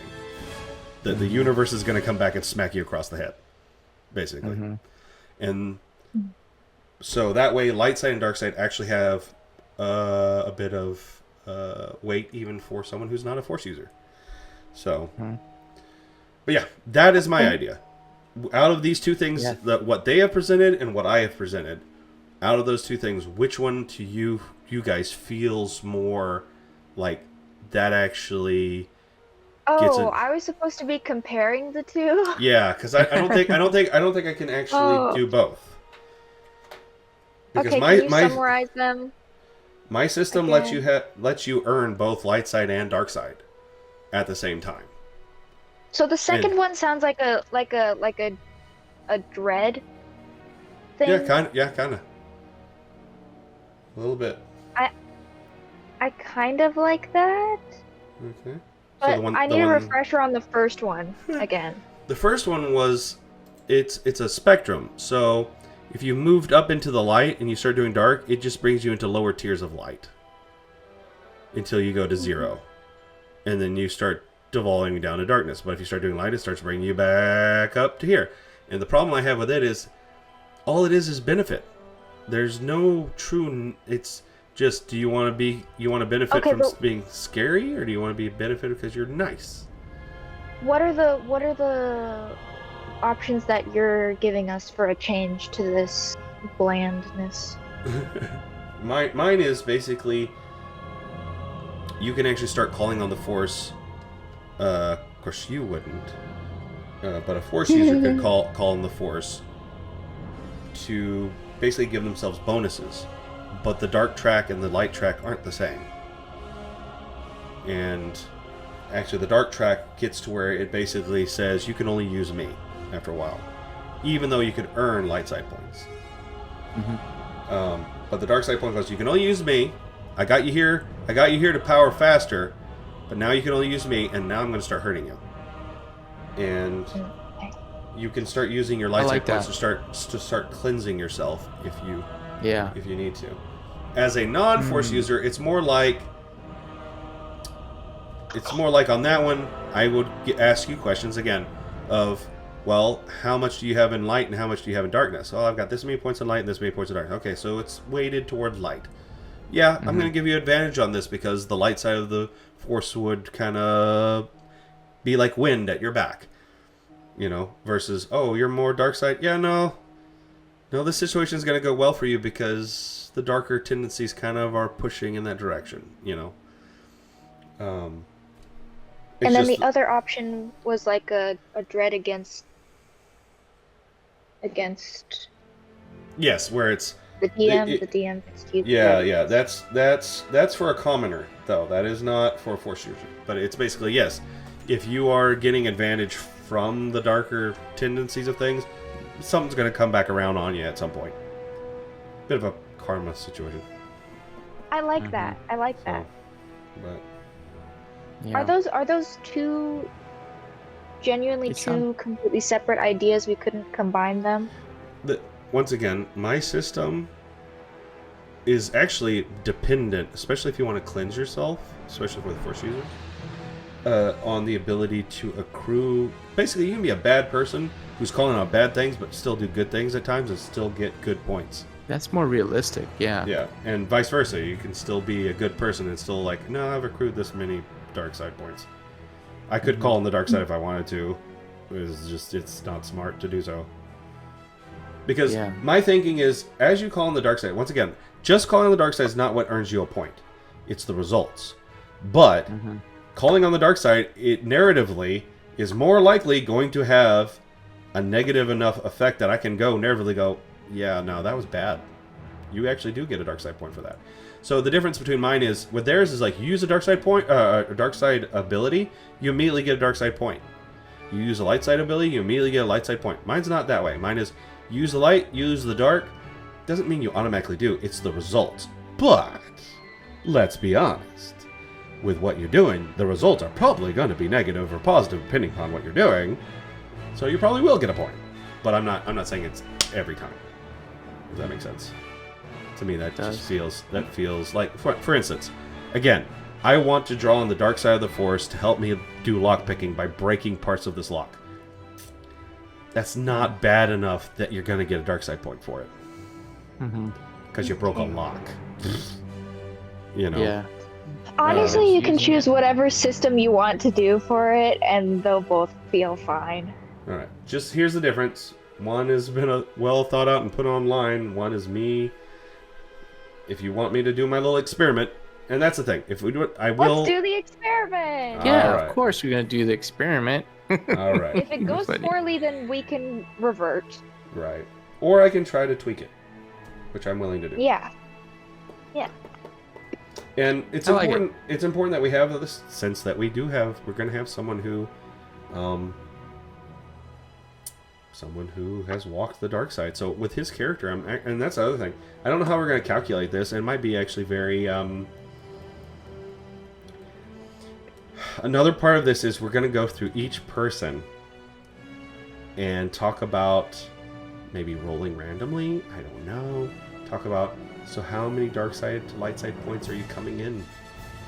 You know, where are you weighted? And, Oh, okay. You know, so there's a little bit of informality that I'm going to have a little here. So if anyone's hearing this and wants to use my stuff, sorry, it's not all just math rocks. It's a little bit of, let's look at the narrative. Sounds like you're going to have more dark side points than you're going to have light side points as we enter in. And it's not just a roll of dice, it's what have you been doing with your life? You know, what kind of stuff have you been doing? So, Yeah. like with my dad's character, he's going to have a good pool already of dark side. But he's going to have a pool of light side too because he's trying to turn things around. So, anyway, the reason I started thinking about this is one, even though this is interesting, what they have is interesting, it still doesn't feel like it's got the same kind of weight that I want it to. It doesn't have the punch Yeah. that I want it to. When I'm making, again, is my adaptation of what they used to have in the Wizards of the Coast one. And yeah, theirs had it towards like, no man, the dark side, it gets you more power faster, but it starts being a punk to you. You know? But Yeah, true. but I like it. you like it? Cool. I like the experiment you're gonna do. Yep. But- Yep. And like I said, I'll be tweaking it. I'm even tweaking it right now. Because Nice. I'm realizing the dark side needs to give more power faster. Mm-hmm. So I'm thinking Yeah. from 11 to 15, it actually bumps you to 4 points of power. Yeah, it It's should not- be faster, but with the penalties that. Yeah, I get it. Yeah, Yeah. makes sense. But yeah. Anyway. And I like the idea that the light side's like, I'm not going to keep you from using the dark side. But the dark side's like, no, once you start using me past a certain point, you can't use the light side. Just be, buddy. So. Yeah, I like it. And I would actually say, and this is going to be interesting, you get past that point, you can't use light side abilities. So. That basically, if you have if you have force powers that are light side based, you can't use them. Which, that might be a little broken. I don't know. We'll see. Or no. Here's an idea. So yeah, on this one is you can't use the light side for your bonuses. That's just dead. As you go further in the dark side, it starts enacting. You have to pay more force points to use the light side. A negative modifier. Yeah. So it's going to cost you more to use the light.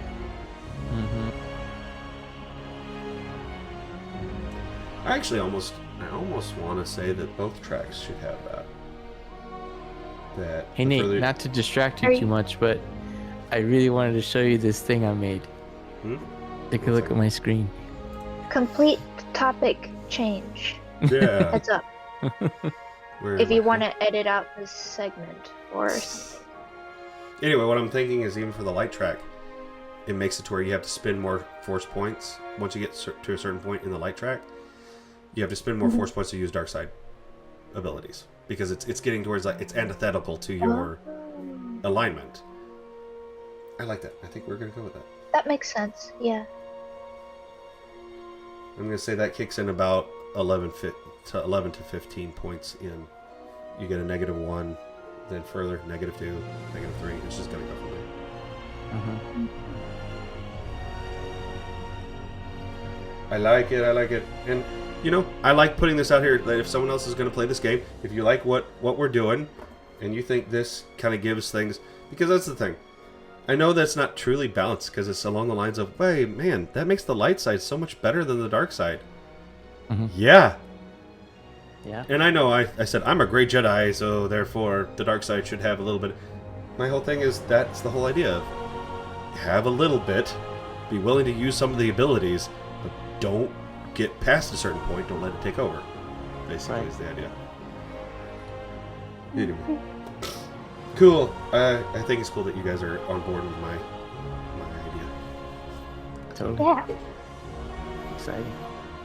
Okay, so what are we looking at?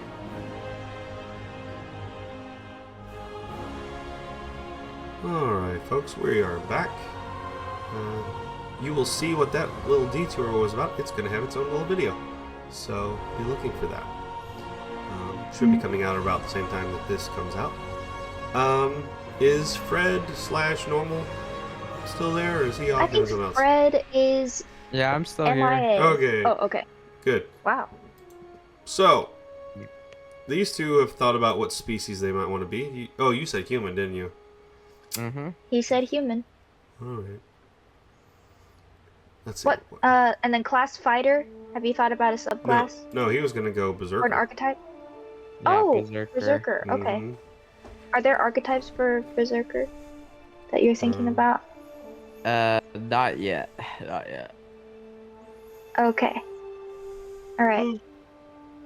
I'm still unsure if I want to do operative, so I've been looking at other classes and other archetypes as well. Okay. So I'm still looking at that. Like what? I'm trying to pick something that goes with my character idea, because I'm not really good at starting off with a mechanic and then making a character off that. Oh, I see. You're better I go at- character first, mechanic after. What theme do you want? Hmm.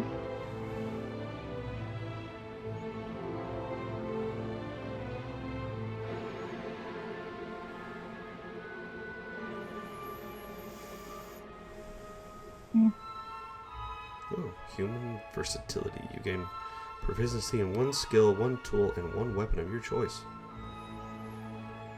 Regardless of what your class is. That's pretty cool.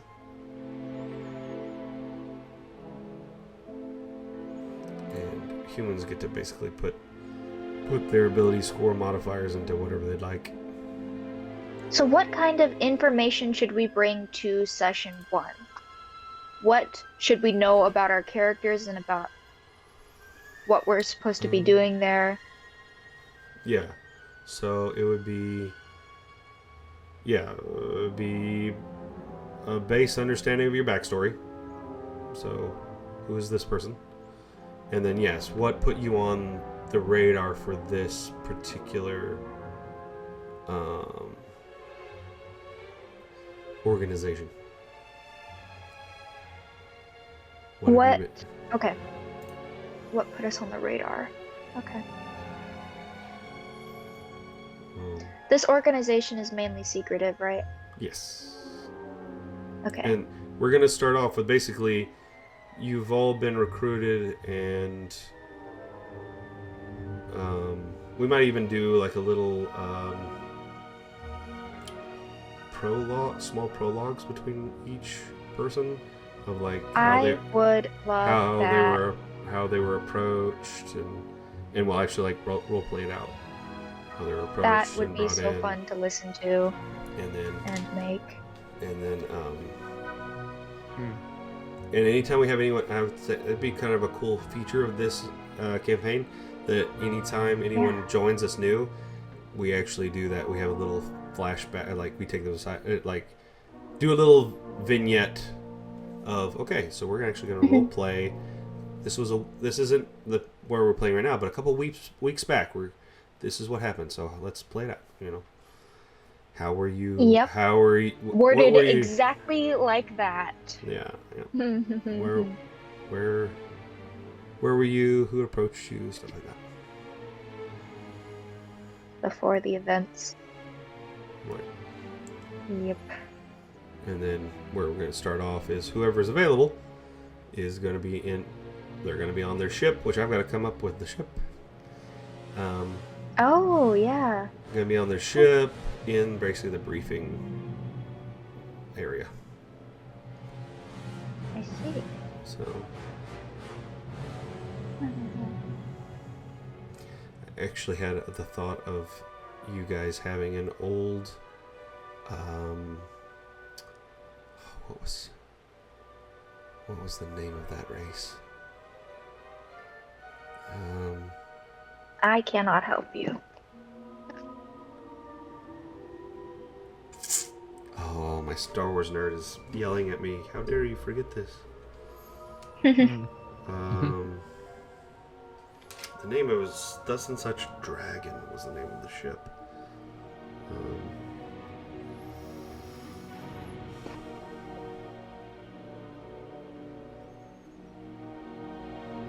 But I'm not gonna do it because it'd be too ostentatious, too noticeable of a ship. But still, I'm gonna see.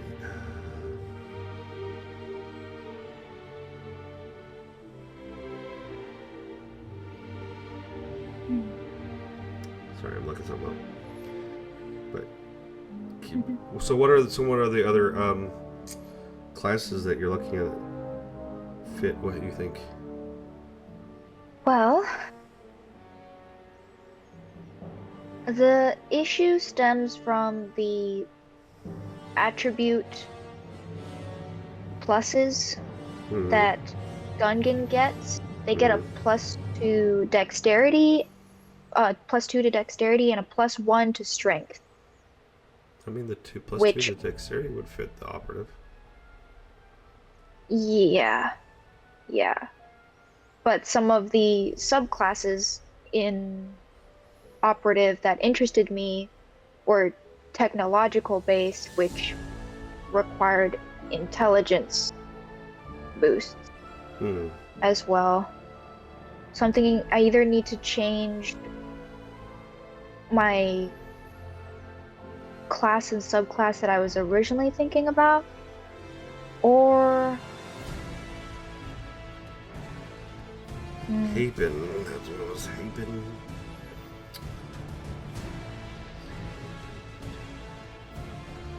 Dragon. No, not Japan Dragon. Haven Battle Dragon. That's what it was called. I was thinking that you guys might like have an old school Haven Battle Dragon as your ship, but that's Haven Battle. So for the Star Wars nerds out there. But Haven battleships.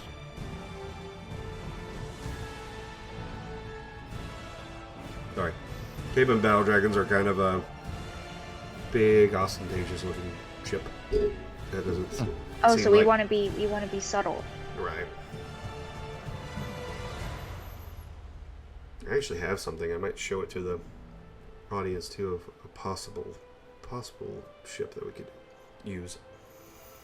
But it sounds like engineer might be more like where you're going. I was just looking at that, yeah. So I gotta look at the archetypes. They're called archetypes in this, right?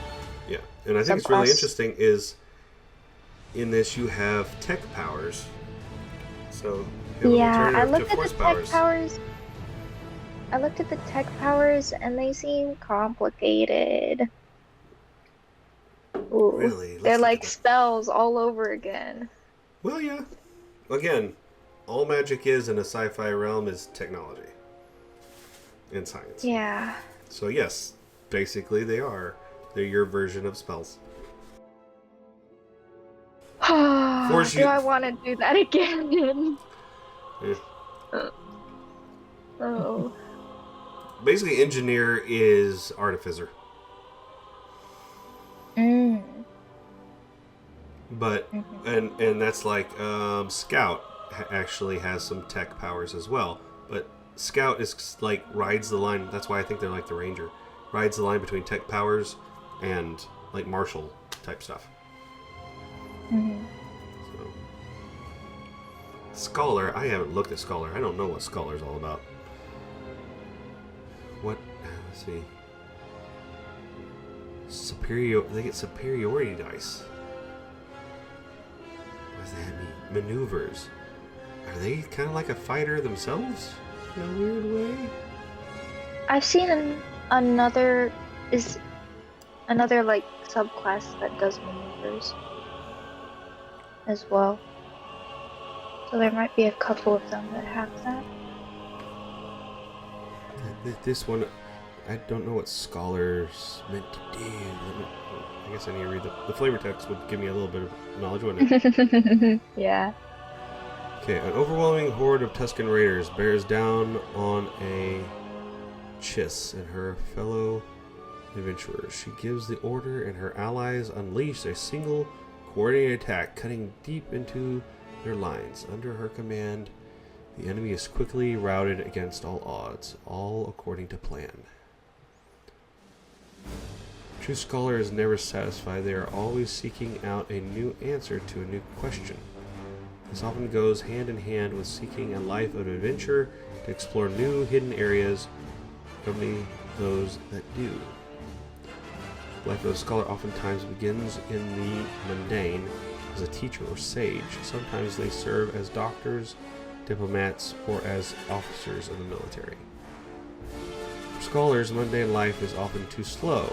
When life becomes stagnant or when an answer cannot be found, the call to adventure rings louder. Scholars will often go to ancient, forgotten, and often dangerous places. Indiana Jones in space, which I always thought would be cool. Indiana Jones in space. I also it'd be cool to run a game that's basically Tomb Raiders in space. Which we might actually do with this. Yeah, there might be a mission that's Tomb Raiders but in space. Yep. And ancient writings on walls and such and puzzles and things. Yeah. Places to find something to quench the thirst for knowledge. As you create a scholar, it's important to think of where you gained your knowledge. Did you serve as an apprentice under a master? Did you attend college or other formal education? Perhaps you gained it on your own, searching out, going over dusty tomes found in forgotten places. Where did your thirst for knowledge come from? Insatiable curiosity, always wanting to know the right answer, or do you have something to prove? Think about what field you wish to pursue, and think of what is driving you in that direction. I think I've made somewhat of a decision in Alright. regards to this character. I want simplicity, so I think I'm gonna still go for operative, but I'm going with the lethality practice, Okay. which is like lethal. It has lethal strikes, and you know your enemy's weakness or something, and it's got some other stuff, but they seem simple enough to where I don't have to spend too much time fretting over it like I do with Wizard.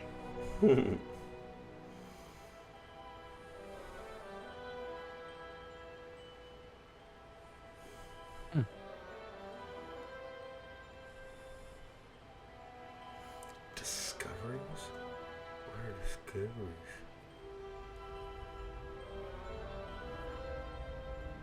Huh. 2 discoveries. Alright. Or maneuvers. I may have picked the Jewish character. I'm rereading and rereading this. I'm like, what? This sounds very. Huh. What part are you referring to? Well, so many. All right. So where do I start? Mikians place kinship and integrity above all. Okay, that's a great statement. Then you start putting it together. The next one is, in fact, their honesty can come across as blunt or even rude to other sentients. Conversely, Mikians often have trouble adjusting to more flexible views of other races. Okay, Intriguing. yeah, I have to agree. I'm kind of like that. Complex code of honor encompasses all things in life.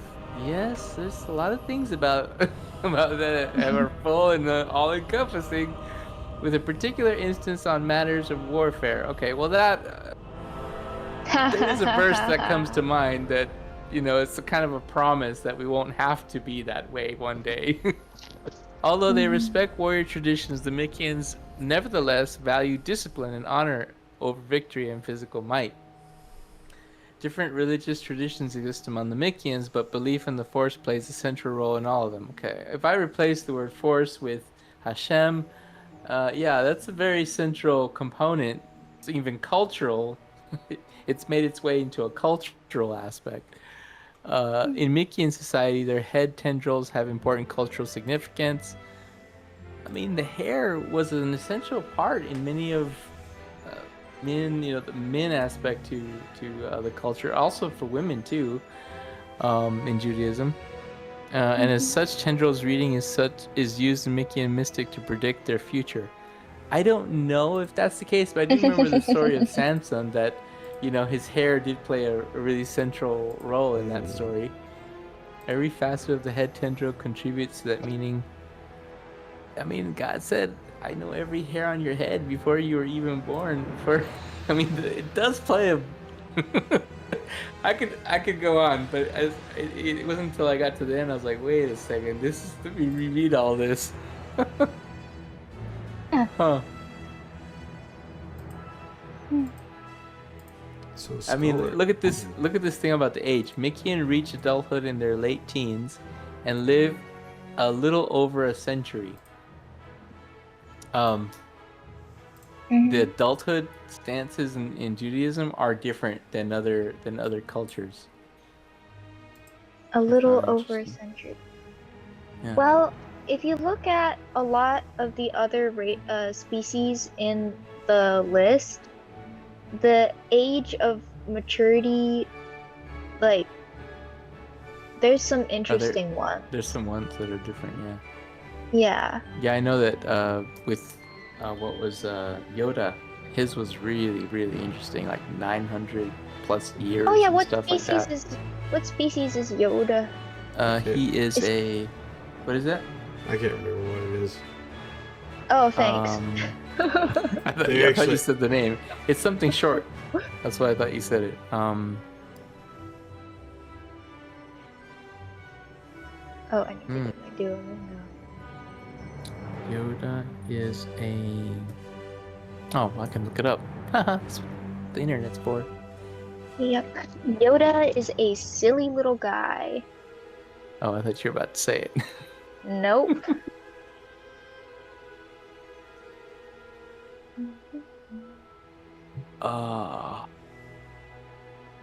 What is it?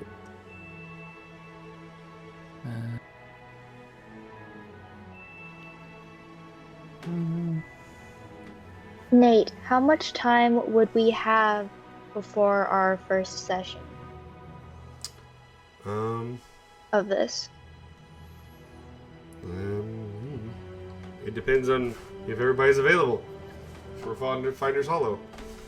Okay. No official name. Interesting.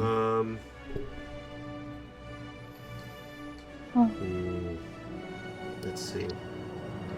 Doing this Well, way. Dad, are you sure you're searching up the question correctly?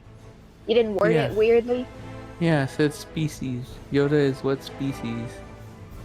It says okay. says that And they there's don't no have any- official name. Right. There's I was about to say. there's You were about to say? I mean, they purposely went out of their way to not let you know what Yoda was. Why? Add But some there were mystery. others like him. Like, yeah, just one other character, really. And then you have characters that were like him that were added like into other stories, but those weren't truly official. There's Intriguing. So they. they purposely made them a mystery. The main thing that Wow. everyone knows about them is like apparently the ones that are force sensitive are like super force sensitive. And then later they added one to Mando. That was way later. So. Okay. Interesting. I thought it was a thing. Yeah. By the way, That's neat. the amount of money you end up with in the class is way more, but I think it's because things cost more. Yeah, currency might just be different.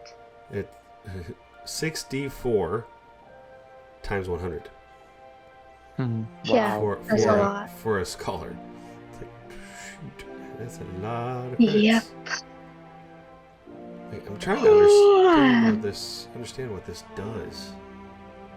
Like, they have something. Okay, you are able to analyze a creature, develop a plan on how best to overcome any potential obstacle, and execute that plan. I almost feel like this is Inquisitive Rogue mixed with Battlemaster Fighter.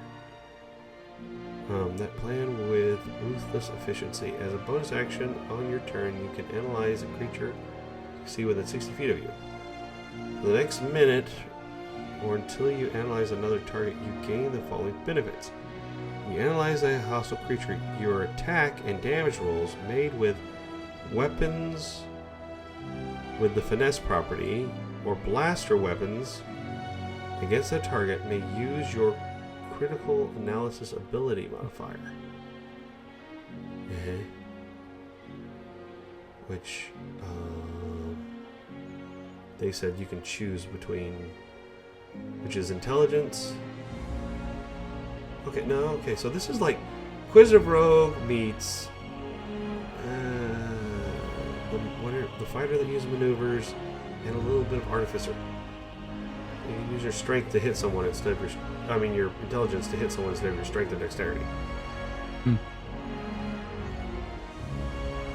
Oh, you can analyze a friend.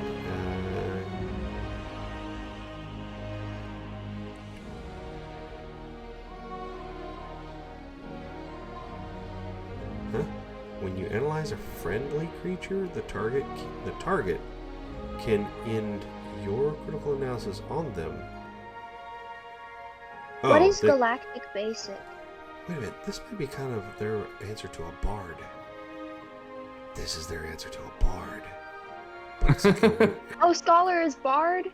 Wow. But it's a weird mashup of a bunch of other stuff. But now that I'm looking at it, this critical analysis, you can... So instead of Bardic Inspiration, you can critically analyze your friend, and they can spend your critical analysis to put your modifier on someone else on their thing. Oh yeah, that's totally a bard. But it's got this is a weird hodgepodge. It's just not through singing. It's not through singing, but it's through tactics. So because it's through tactics, they add a little bit of fighter. The analysis thing, that's Inquisitive Rogue. So this is a bard, but they mushed in a bunch of other stuff, basically. I have a question. What is Galactic Basic? Basic. That's the English. Yeah. Oh, that's common. Essentially English. It's what we could understand the movies. It was the answer to why we can understand them. Yeah, pretty much. In the films. Is there a subclass of monk? Within monk that is more force sensitive? Because I would do that.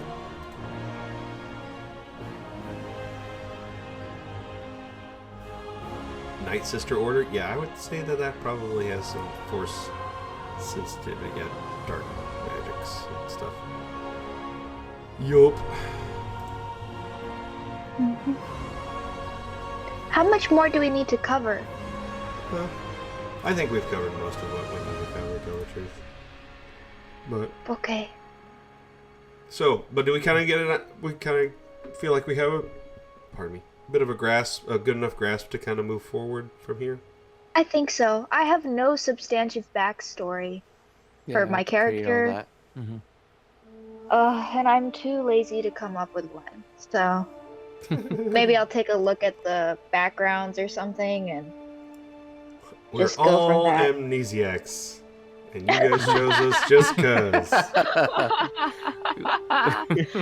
A bunch of amnesiacs on a ship. We have to know where we were found. I mean, there has to be a story to where they found us and how we know we're amnesiacs. There has to be... Thing is, let's not do the amnesiac thing because literally, that kind of is part of what secondary storyline is. So if you did that, he'd be like, "You're just stealing my idea." Got it. A bunch of amnesiacs on a ship. There actually was a show, Dark Matter. That's what that was. What? Really funny. What? I haven't seen that. Dark Matter. Yeah. Is that a? Literally, everyone's in stasis pods, and they all wake up and they don't know who they are. Hmm. Because in this storyline, if I remember correctly, like going into stasis, your memories can degrade. So the idea is that you store your memories on a device and then go into stasis. And the idea is that when you get woken up, it's supposed to download your memories back into your head. Well, they end up in a situation and it breaks. And they all wake up. They talk about born identity. They all wake up knowing, and that's the thing, it's personal memories that get lost. Your capabilities come back to you. Oh, wow. So it's a whole group of basic Jason Bournes all going, oh, no. basically like, I guess I'm the engineer because I know how to fix this. I guess I'm the pilot because I know how to do this. This is a show? Uh-huh. It had a couple seasons, and for some reason toward the end there, it lost its own plot, and it failed because it just kind of started to meander. But in the beginning, it was like, this is a really good show. Huh. I totally missed it. Yep, I Dark did Matter. not know it. Yep. Yeah, look it up. Yep. It kind of started falling apart when some of the characters started getting their memories back and figuring out who they were. Oh, So- I see. Huh. But Too bad they didn't make it into a comedy. but it was a good show. If you get the chance to, it was on Netflix, I believe. If you can find it, I would recommend it. Just know that it kind of just suddenly, abruptly stops. Kind of Was it Firefly-esque. Was it a writer's strike issue? The big writer's strike that happened? Maybe. That killed a ton of shows? It hit a lull right when the writer's strike was going on. Maybe. Wait, Nate, I just realized. Did you say Ark's name? Yeah. Did I say his name? I don't remember, but I was just thinking back on that. Well, if I did, Well, you can check when you do the editing. Right. If I did, you'll be Yeah. there. But all right. Well, I have a question. Is there a techie class that doesn't use tech powers? I don't think so. No. Oh. Okay. You could be a bard, be a scholar. Scholar. That doesn't. That's more like the way they're presented is more like a general who gives orders. But no, you could be an operative again and be more spy-like. That's what the operative is. It's less tech. But Okay, what if I chose operative, like the spy thing, but chose the background of investigator? okay, Like, I investigate things. I don't know. sure.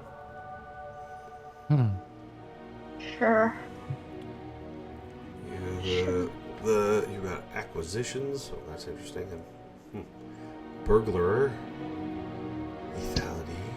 Of course, you looked at all these. So you want us to avoid amnesiac? I mean, you can. I like it for the Force user. It makes for an interesting okay. segue. Let's not. Yeah, make just it not to where, everyone Right. being Okay, gotcha. amnesiac. Okay. Having you being a relic of the past, who is rediscovering themselves, is actually an interesting. Okay. Interesting. So. All right, we'll do that. So. Just gotta write it all out, but yeah. Yeah. Cool. Also, I think being a Geonosian wouldn't be all that different from, because it says in the description that they can also speak Common. this world's version of Common. Oh, okay. As long as they can. Because let me look at something. Species. Where's the Wookiees? Because I think the Wookiees can. I'm just trying to think of what would work best for a cohesive design. Gamorrean. There we go. Where's languages?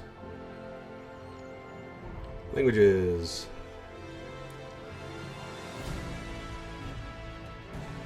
Yeah, like, okay, so they do make a distinction. Good species of the Gamorreans can't speak basic because their vocal cords won't let them. So yeah, but Geonosians, it says they can. Okay. Galactic Basic. Cool. Cute. Because with that one, I have a backstory that could be easy. Maybe it wouldn't make too much sense, but it would be easy to remember, which is, in order for the members of the Hive to leave and be free, they would have to battle in a coliseum, and then they would gain their freedom. Cool. Yeah. And then that could tie into background with like trauma from war, Right. or something as a background feat. Something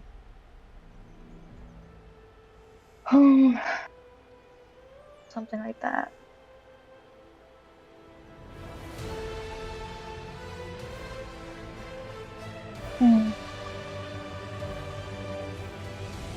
Yeah. Okay. Yeah. And Fred, as it were, do you have any thoughts as to the backstory of your berserker? Yeah, I'm still thinking about it. Okay. Yeah. And What ideas do you have? What they were doing that put them on the radar for this? Of course, these type of things. It's never bad to have a heavy hitter somewhere. And basically, when you're there for when everything else goes wrong. Just smack it. So. Just. So. Yeah. Any thoughts as to what it is that you were doing that made them go, you know what, you could work for us? Okay. You know, we could kind of have a whole Suicide Squad thing going on to some degree. In what way? Well, my dad's saying he likes the idea of a character that is trying to reform out of Darkseid using. Have a bruiser that's possibly also like just a thought. You don't have to do with it, but also the idea of, you know, you're good at what you do. You got arrested, and they're like, you know what? Hey, come work for us. You know. Another reformed. Right. Then someone who's lost their memory who needs some help too. Maybe ended up in the wrong place at the wrong time. Like, okay, you got some talents, come work for us. Then what about me? You as an operative, you were already in it. So you'd be the ones like, you're stuck with all these people that are being forced to do this. Oh, so I'm part of like I was already in it. Yeah, I would say that you're a transfer from another agency that they're like, we're starting this new agency, you're moving over to this. Oh, okay. So I have like some season. Right. Yep. So I'm not as freshy as I thought. Okay. No. That's still fun. Especially with level 5. So. Yeah. Of course, my idea is that not everyone's been doing the operative life. You have. That's why you are downright an operative. Everyone else is. This part of it's new. Not that they're going to take operative as part of their class, but you know. But they're all level 5 in their protected specific areas. Okay, then you know what? Maybe I'll choose to be a Gungan. Oh, okay. Again. Sure. Yeah. I'll land on one of them when we start. So, not to override your ideas. If you have other ideas, that's fine. But, I mean, I wouldn't mind feedback on what I just pitched, Fred. Yes, Okay. I like it. You like that? You're not Fred. Yes. Everything's great. You know, I think this is gonna be really good and really fun. You know. Cool. Who knows? You like the idea of having been arrested? Yeah. Suicide Squad is really good. Yeah. I like Okay. that plot. Yeah. Okay. I'm not. Again, I don't think it's gonna be one for one, but close enough. There's like that. There's definitely that element. There's certain members of this. There's certain members that's like, well, they're here because they're really good at what they did, and they were in trouble, and this is their way of making it up to society. So, we could even have it make to where my dad's character. Maybe y'all were. Ooh, serve that time could be together. fun. Yeah, had some sort of interaction at some point. That's fun. Of course, the difference is my dad's character. I'm going to make it to where my dad's character is turning himself into this, basically. That he turned himself over to Luke, and Luke went. Luke. That basically the government, we want him. And Luke's like, okay, as long as I can keep training him. Whereas I'm thinking with Fred's character that it's more, you want to not serve a sentence because you keep on being in trouble. How about we do this? And Yeah, that could be like, fun. I could be like Star-Lord. yeah. And you're just like, So hey, that- as long as I can crack some heads, and of course I could see you could make him to where he was just like, so you're telling me I can kind of do the stuff I've been doing, but I've got like the blessing of the government and people can't stop me. Yeah. Oh yeah. Where do I sign up? You know. Yeah. So. Yeah, it's along the lines of, and that's very true about governments. It's like, it's not okay unless you're doing it for us. Then it's perfectly fine. If you're doing it for us, then we love it. Oh yeah. I think my character would definitely be a huge perpetrator of that. Make sure everyone's staying in line with the Yeah. government allowances for violence. Right. Yeah. Well, and again, I'm thinking that part of your whole thing is, well, it's going to be very militaristic in a way, but Black Ops, which is, all right, there's different priorities, which is, the priority is to have these things happen, but you need to do whatever you can to, like, lessen your impact. But if you can't, get the mission done, basically. Get That it kind of done. stuff. Yeah. So, anyway, we'll see what kind of missions I throw you guys into. So, Excited for that. That's gonna be fun. and I like the idea of, once again, the ship being like a mobile base of operations, Hey. so that y'all can basically orbit over a planet until you get certain things done at that planet, and then we're like, okay, well, we're done with that one. We're gonna move on to. Let's a go different planet. home to the whatever. Yeah. Do we have a home planet? I would say each one of you probably have a different home planet, so you guys gonna have to come up with that. Where Oh, are yeah, y'all from? okay. Are you from your species planet or some other planet? So, Oh man. are you from Naboo, or I would say most Gungans are from Naboo. To tell the truth. Yeah. So Probably from Naboo. Gungans are they've kind of kept to themselves for a long time until after episode 1. So I would say that most of them come directly from Naboo. So, sorry, I have a question when you're done. Oh, go ahead. About the school that Luke started. Yeah. Is it Osus or is it Yavin? I would say that- at this point it'd be Yavin. Maybe Yavin. Okay. I'm trying to figure out where this character was tested.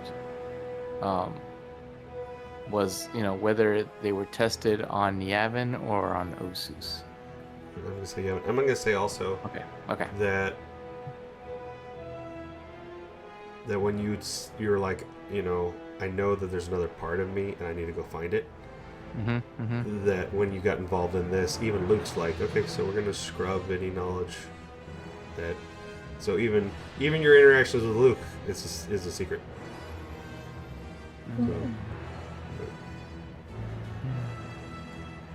Secret, Okay. secret. Because I'm sorry, it's a pretty substantial thing of, we have a Jedi who is remembering their memory. That would cause waves. That's dangerous. Yeah. And I would Yeah. think that might be one of the reasons why Luke's just like, I understand this whole idea of putting them in a shadow organization to where people aren't, They don't know about him. yeah. Because that could Until he cause figures himself interesting, out. yeah, that could cause some interesting ripples politically. And They are a new government. They don't need to be destabilized with like, hey, we got this guy that can like show us all the Force stuff. What group? What is the group name of this shadow group? Our group. I think I'm going to present that to you guys. Basically, so we're gonna have your little vignettes of like, okay, so we're putting together a team, that whole thing. But when your commander basically steps out and goes, "Welcome to the project." Oh, that's the moment. Okay, Yeah. okay. So let me just put it in quotes here. Yeah. Awesome. Or welcome, you are now members of what we have codenamed blah. Okay. Cool. But I would have been a member Placeholders. before them. You were a member of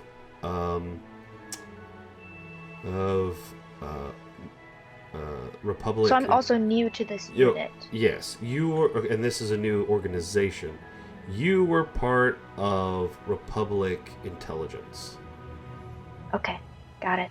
Public And- intelligence. And this is actually a subsection of Republic Intelligence. We're the off the books folks. And Got it. we can move to a certain degree. We Oh, have but the I've ability to always move. been an operative. Right. So you're basically getting a promotion. You're getting a promotion in a way. Yippee! They're like Promotion! they're along the lines of, yes, you're an operative and you're a really good one. So You used to be an That's- intern assassin, but now yeah, You're An you're on assassin the force. right. So I got a name for my character. Oh, okay. already? Yeah, I did a What is little research to find out what would be appropriate. It's Mimo. Mimo! Nemo. Oh, Mimo! Mimo. Mimo. Mimo! It's said melodically. Mimo. Mimo! Their whole race speaks in melodic tones. Interesting. Mimo. Like Mimo? Yeah, how do you spell it? Mimo. M-I-M-O. Mimo. Mimo. Mimo. Mm-hmm. Mimo. Mimo. Mimo. Mimo. But I would say with this rough and And- tumble group, you might end up getting just called Mo. But I will correct I you. am very official. I every will time. call you Mimo. Mimo. Mimo. Mimo. Mimo. So you're gonna hear me say that a lot every time you guys say it wrong Like or a mess around with Pokemon. it. Da, da, da, Because- da, da, da. Because this Oh, this, like a correction, this yeah. species is very particular about things, and yeah, if I keep reading up on it, I can internalize this character. I think Oh, by the way, perfect. pretty well. once, not to throw a wrench into things, Cat. One Uh-huh. species that would be interesting with your whole like tech thinking. Not once again, Gungan still works, but is Syrian. Cerean. Oh. Because the idea is that they actually have their two lobes of their brain. They're very analytical, and the idea is the two lobes of their brain actually can function separately and consider two different options at once. Whoa. Wait, but they have +2 to intelligence. Yeah.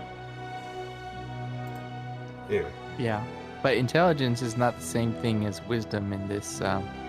Like intelligence is less. I'm saying that because operatives, most of Are them require good dex-based. dex. yeah. So from a mechanical standpoint, the Gungan makes a lot more sense. Yeah. But thematically, with what you were talking about, that was an interesting thing. Like I said, now I'm not saying do that. I'm just going. Oh, by the way, there's also this. When it comes to actually having the character be higher intelligence, Geonosian was another reason I was reconsidering that, because they're said to be highly, highly intelligent. Oh, okay. But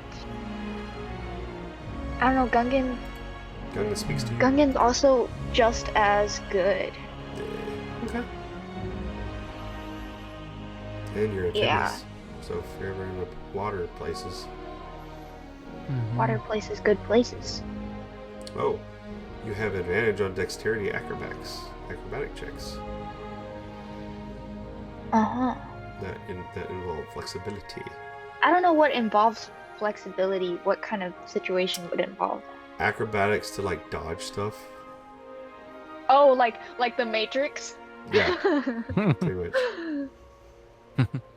Oh, this is you have disadvantage on Constitution saving throws made to avoid exhaustion due to extreme heat. Oh, I don't like hot places then. Yeah. All right.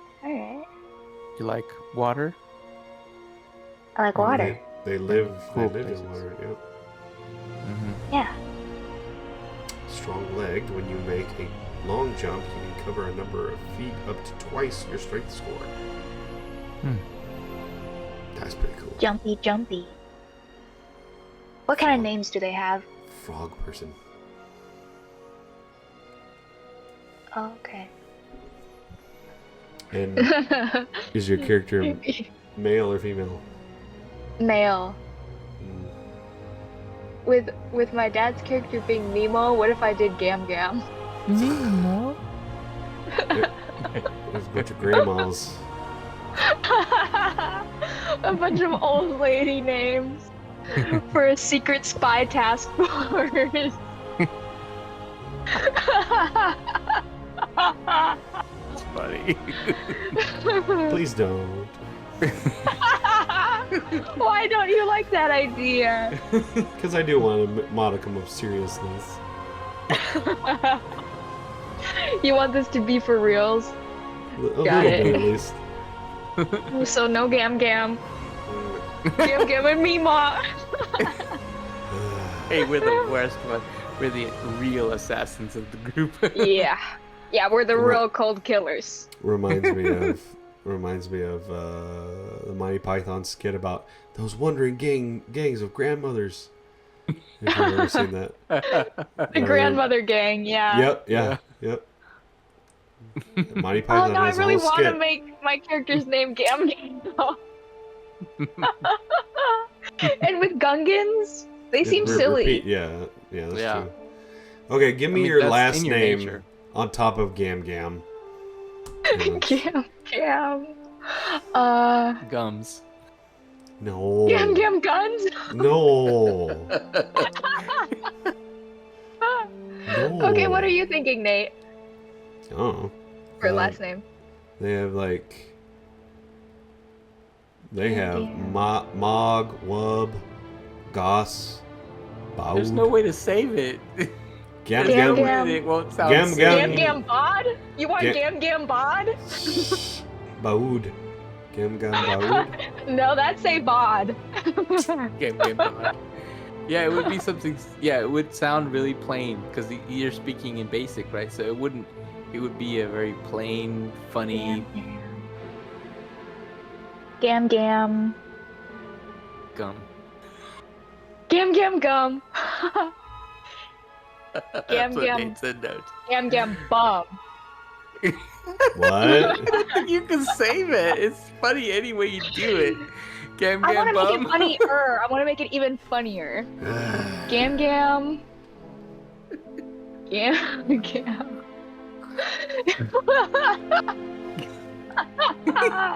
What do you say, Din? Gam Gam Din Din. Gam Gam. At least Gam. give him something that can be turned into like a nickname that sounds at least a little menacing. Okay. Gam Chum. Gam. No, Chum. it has to be scary. It has to be scary. Chum? Well, Chum is Chum. is like the bloody stuff that you put out for sharks. Mm-hmm. Yeah. So Oh.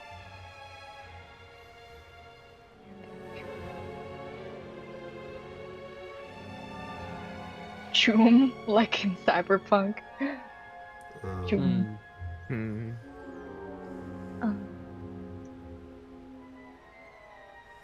Bite. I'll think about it. Gam Gam what? but Gam that's, Gam Bite. that's a little too on the nose.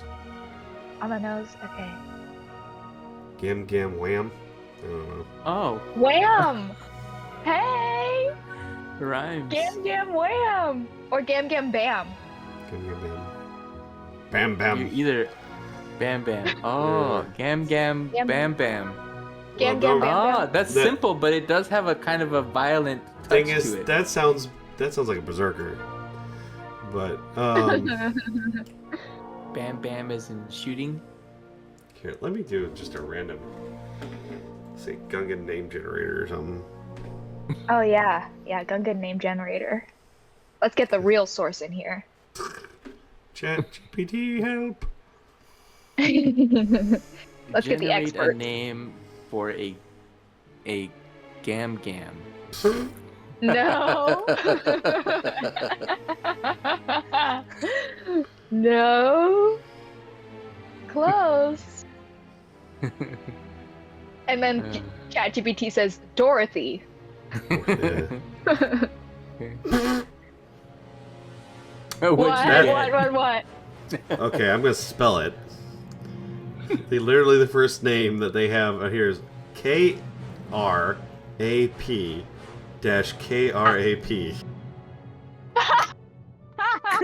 Crap.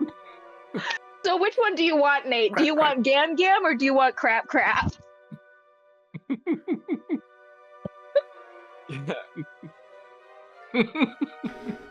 Gungan name generator or something. Run! Oh my goodness! Wow. Okay. Oh, what a fun Chat name. What a GPT, fun name. Oh yeah.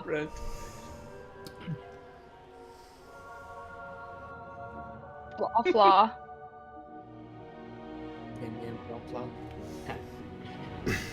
Sorry. It's okay. Flaw Gam. Kesmon. Whoa, that's complicated. More complex Fancy. than the last He's one. royalty or something. Poplup. Huh. Poplup. That's a Pokemon name. Poplup. Rildent? Those seem more complicated than the examples given in the. Kogogwog. Wow. Jin Kamuk. Hey, that's a good one right there. Jinjin Kamuk. Kamuk. It's got all the Kamuk. hard consonants. I don't like Jinjin. So, your initial name choice was Gam Gam or Yam Yam. Gam Was it? Gam. Remind me? Gam Gam. Gam Gam Wham Bam. No. Oh come on. Let's not do Wham Bam because that actually is. There's something else that could be that. Okay. Sorry, folks. Okay. Gam Gam. For those who know, sorry for the. I was be like, oh, I'm like, well, see, we don't need to name people that. Think of a Okay. some hard consonants in there. You think for hard the last name. consonant? So that Okay. way, because wham, no, Gam Gam is a softer name, right? Yeah. So it give needs, it a like, cut. harder. Yeah, exactly. Gam Gam. Kerm. Kill. You could Just straight up Gam Gam kill. could be a riff off of Kermit. Kerm.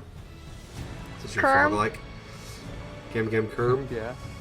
Gam Gam Kerm. Of course. Kerm Also kill. sounds like I'm just gonna go to the hairdresser and get a Kerm. Or what about what about Gam Gam Earn? Earn. Harder. Earning money. No, like No. like Earn like ashes. ashes. Oh. And he goes by Huh. Earn. Yeah. Earn. Ernie. Yeah, Ernie. People give Gam him Gam the Earn. Gam Gam Earn. Earn and Ernie. Gam Gam Alright, Earn. write it I up. like that. I'm writing it Alright, up. play with it. Write it up. Where is my phone? Okay. And then we have the human, Jake. Yeah, the human name. Okay. Most No, played I- name we could think. I mean, if you got a Luke, you I was thinking Yeah. John. know, John. John! Oh, Yes, okay. perfect, John. John We Smith. love John. John Smith, Oh yeah. no, you can't do that. Of course, Yes, I can. You've got Han Solo and stuff like that. And Lando Calrissian to go off of. Actually, some of the names of humans in Star Wars are quite interesting sounding. Anakin? That's an interesting one, right? Yeah. That's not a usual name. So, yeah, the fact that they had a Luke in there is like, wait, what? So I got a little piece of a backstory. Maybe I'll fill it out some more. You want to hear it? Sure. Yes. Of course, you can only know so much. True. True that. So amnesiac is the core concept. Right. Was found upon a vessel of the Republic called Targaryen. Was the name of the ship, which was a droid-carrying vessel. Mimo was found in a Bacta tank and was recovering from some physical damage, but was largely recovered. The records only indicated injured in battle, and the date coincided with Order 66. However, no indication as to which side he was on. Mimo was found by agents of the new school Luke was creating, who went out looking for Force users. Mimo awoke and could not remember who he was and how he had ended up there. A video was found showing Mimo fighting droids, but the timing was several years before the order was given. No other information was found for Mimo what he had been doing leading up to that. Mimo was taken to be tested on Yavin 4 and then grouped with the group name that you're going to give us. It was best to keep Mimo in this group doing clandestine activities off the books. Off the books. Did you use I would Chat say Jupiter? No, yeah, I just wrote it out. Okay. I would say that one addition is that what got their attention again. I like the idea of you told Luke that there was something missing, that you knew that, and that you had actually been like you went out and investigated stuff, and that's what got you on their radar, and that they were like, we've noticed this, and we've noticed like the stories that are told. So one, the idea is that you end up on their radar, and they actually turn to Luke and go, do you know about this? And that he's like, yeah, no, I've been watching him, but he said, I've been spying on him. gives you a recommendation to them, basically. And basically says, I'll agree. That basically is like, I have a vested interest in this person too. So I'll agree to keep your stuff secret as long as you let me continue to help them.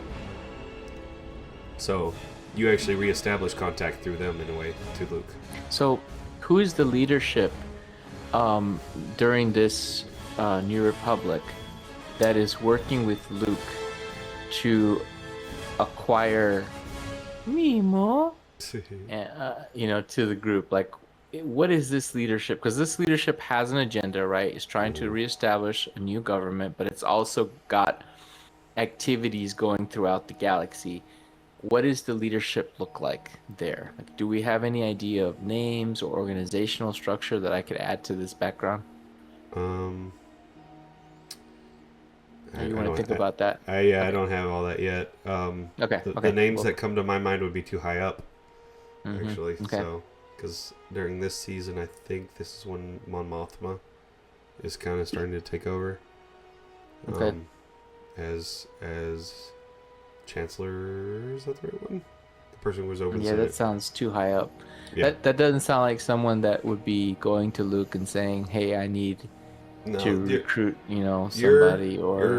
This group is a subset of Republic intelligence. Okay. So we're looking at the hierarchy within Republic intelligence to figure out who was responsible. Let me put that note in there. That's the idea. Is for them, they start looking at basically kind of very Avengers-esque. They start looking at, hey, we've got this intel on this individual. they've helped apparently kind of under the table, like for you, they've helped like with a couple of investigations here, and the stories that are given is like they have special powers, and they're like, yeah, no, totally interested in that. But the fact that you're basically manifesting force abilities, they're smart enough to go, okay, that's the force. And so they're like, with Luke going, hey, we're not stepping on any toes here, are we? Basically. And Luke says, no, I'm already aware of this. Right. This person, it's not unknown to me, Right. And so... But at the same time, Luke is like, but I kind of want to reestablish contact with him, so you have my blessing. Of course... How did we lose contact? Like, was that... my idea is that you basically realized that... I went off looking somewhere. Yeah, okay. that you... Because like I said, in certain canonizations of the idea of counselor, are those who actually do investigations of corruption and so on and so forth. Mm-hmm. So, I'm thinking that maybe you might have had a bit of background in that, and you're like, I need to go find... Some things telling me, I need to do more than just be here. On this planet, I need to do some stuff. So my idea is that why they wouldn't pick you up just because you're a force user. That definitely would be the wheelhouse of Luke. What brought them on your radar, what got you on their radar, was the fact that you were actually doing corruption investigation and revealing stuff. Basically pro bono. It's icing on the cake that you are basically able to do force stuff. Okay. Yeah, Yeah. And so... Now, this group... I'm going to say that this group... That whoever's in charge... I'm going to say that the guy that you guys are going to interact with is basically... that someone above him is like, we need to make this unit. And we're going to kind of hand it over to you and give you carte blanche. You know where the line is. So, that this guy had enough wherewithal of like, I'm not going to be able to keep, if I end up taking a force user on, and this person starts using the force a bunch. Luke Skywalker, one of the famous Jedi of our age, will probably come looking around and snooping around our stuff. So I probably should just call him, and that's why he ends up calling Luke, and then Luke's like, yeah, no, I actually know about this, and I won't get in your way, but I would like. So. How much of this do the other members of the team know? I mean, how much does everyone in our party know about each other? Upon invitation to this. I'm gonna say that actually y'all don't know too awful much unless you end up with like I said, for you, you're an operative, so you've already been on it. So for you might know stuff because you're actually given briefs on like, hey, here are the people you're gonna be working with. Okay. So yeah. Here's some profiles on. So I guess with this person, you would know that you would know about that this person was found on a derelict Old Republic ship and I would even say in an experimental back-to-tank that actually kept them alive for a lot longer. Okay. And that they have amnesia and they're... Who knows how old Nemo is? Right. And that basically... Also, that Luke understands that having the news out there that a full-fledged Jedi, having that information out there might be destabilizing. So he's like, yeah, this is a good fit. Just let me talk with him. So I know that Luke knows of this person. Yeah, I would say that. Okay. Have I ever met Luke? Probably not. All right. You know of him because of reputation. He's very famous. Yes. So you know enough to know that Nemo is someone to watch out for. That yes, he's more than what he seems, even if he doesn't remember who he is or where he came from. Yeah. So. Okay. And the idea is that you know this from a profile that you were given. You know, you haven't necessarily met I these have a people file. yet. Right. Yeah. Awesome. Awesome. So we And have each I'm other's definitely profiles. choosing the investigator background. I would say with her character, she has the profiles because she was already part of Republic Intelligence. I'm already an operator. So Okay. she's actually being seen at these first few missions. She's seen as almost liaison to try to help you guys get used to this life. So because of Again, here I am. Team Yeah. leader. Let's but that's the go. thing. I do But like I'm the not the idea boss. that the NPC I will be playing when he gives missions out, depending upon the mission, he will assign team lead depending upon what Oh, skill nice. level, and be like, this is going to really require this. So and so will be team lead on this one. You will follow their Yeah. lead. So, Oh, I cool. can't wait So to meet this it'll leader alternate. character. huh? What'd you say, A? Oh, that it'll alternate. Like Yes. depending on the missions, different people will need to take charge and Right. and lead it. Got it. Yeah. Very cool. So, yeah, I'm gonna have to make Yeah. this character. It's a vague concept at this point, but Okay, what is your vague concept? I want to hear about it. I honestly do not have. It's spelled Race VAGUE. Okay.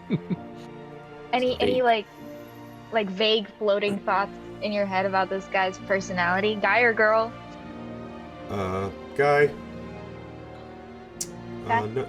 No, straightforward, no nonsense. No, no. We'll tell you. It is.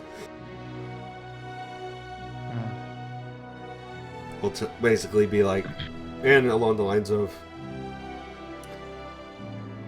you know, a lot of times the stuff we deal with is not pretty, but it's someone's got to do it.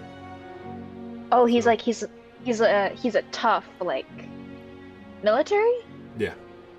Kind Got it. Okay. of. So, Is And it there was- Savage from Marvel? more What is it? Fury, Nick Fury. Fury. That's Yes, what I'm kind thinking of. of like that. Nick yes. Fury. That's what Yeah. it was. What? Which- Savage? I don't know what that is. There are No, stories Savage. that talk about the weird intersection and bleeding over of the Republic military and Republic intelligence.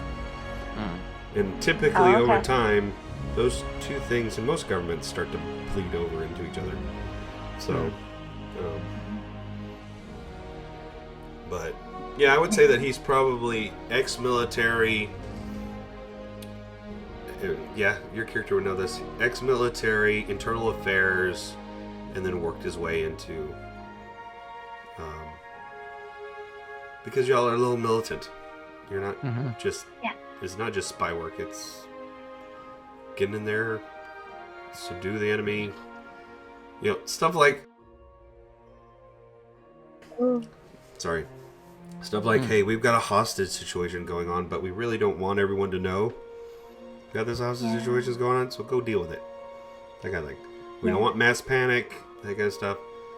Someone's threatening to blow up a bomb. We don't want mass panic. Go down there and deal with it. That kind of stuff.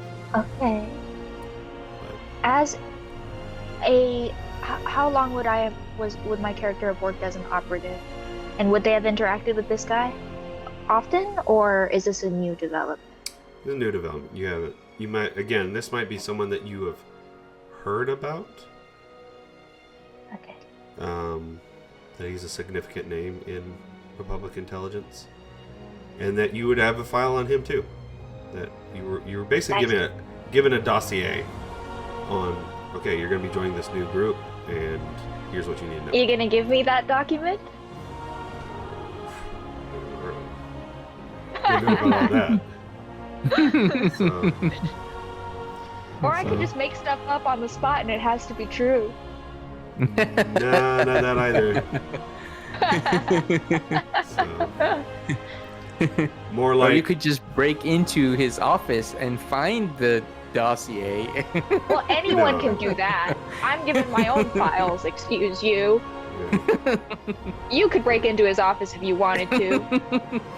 Gam Just Gam take would one of his never do favorite that. dice. um, That's too funny. but yeah, I'm thinking more military mindset. Very kind of deadpan. You wonder if whether or not he has a sense of humor once you meet him. But you haven't met him yet. Actually. Oh, okay. So. None of us have met him yet. Got it. But yeah, what you're going to get is he takes all of this very seriously. Very well. So, I will do my best to investigate these mysteries. Do some hacking. I will hack into the Not mainframe. the coughing kind. Yeah, I'm doing that. Both of you, everyone is doing a bunch of coughing, and it I don't know scares what's going on. I didn't have this till this evening. Oh, I have It had just started this. showing up. I have had this for weeks now. Hmm. Allergies, right? Oh man, yeah. Yeah. When is allergy season in Texas? No. It's all year round, All except the for time. winter. There is no allergy season in Texas because there's always allergies in Texas. Yeah. Do that. All right, so we've got two names, two kind of an interesting names. force. We know user. John. John Yeah. Smith. No.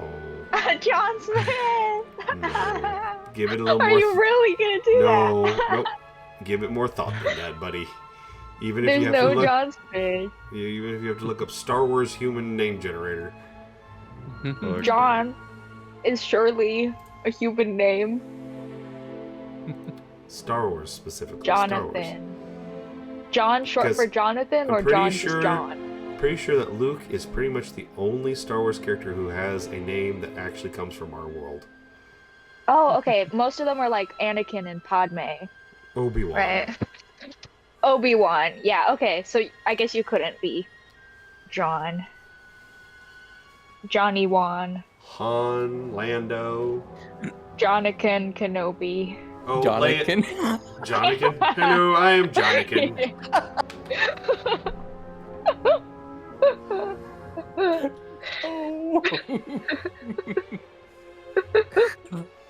Jonathan the Anakin. Jonathan Skywalker. Yeah, no, you're not Skywalker. Jonathan Walker. Jonathan. Johnny Walker. He's Johnny alcohol. Walker. Johnny Walker. That's just silly. Oh, man. Okay, but yeah, really, seriously, give it some thought before. Obi-John? Obi-John? Kenobi? Bobby. Hey, Obi-John there. Dobie. Obi-John Ken? Obi? You could be Ken.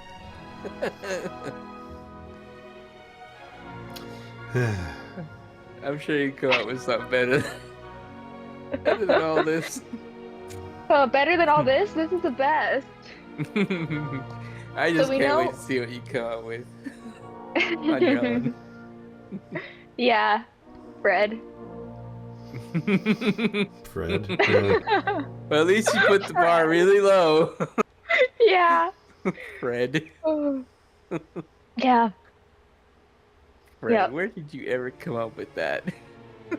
Fred is I a didn't even great know name. Fred. Yeah, it's totally unexpected. Totally. Terjona. Mm. Jonah? Terjona Milatre. My latrine? My latrine? Milatre. Milatree.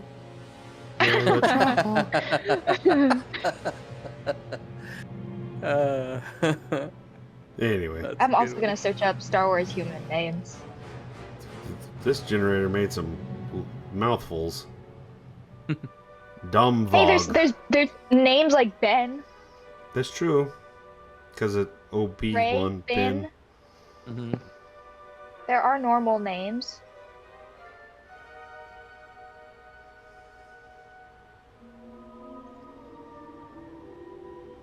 Cassian is cool. But they're already existing names, so Right. original names. Mhm. Billy Skyhopper. Wow. Billy is nice. Yeah. Don't know about the Skyhopper.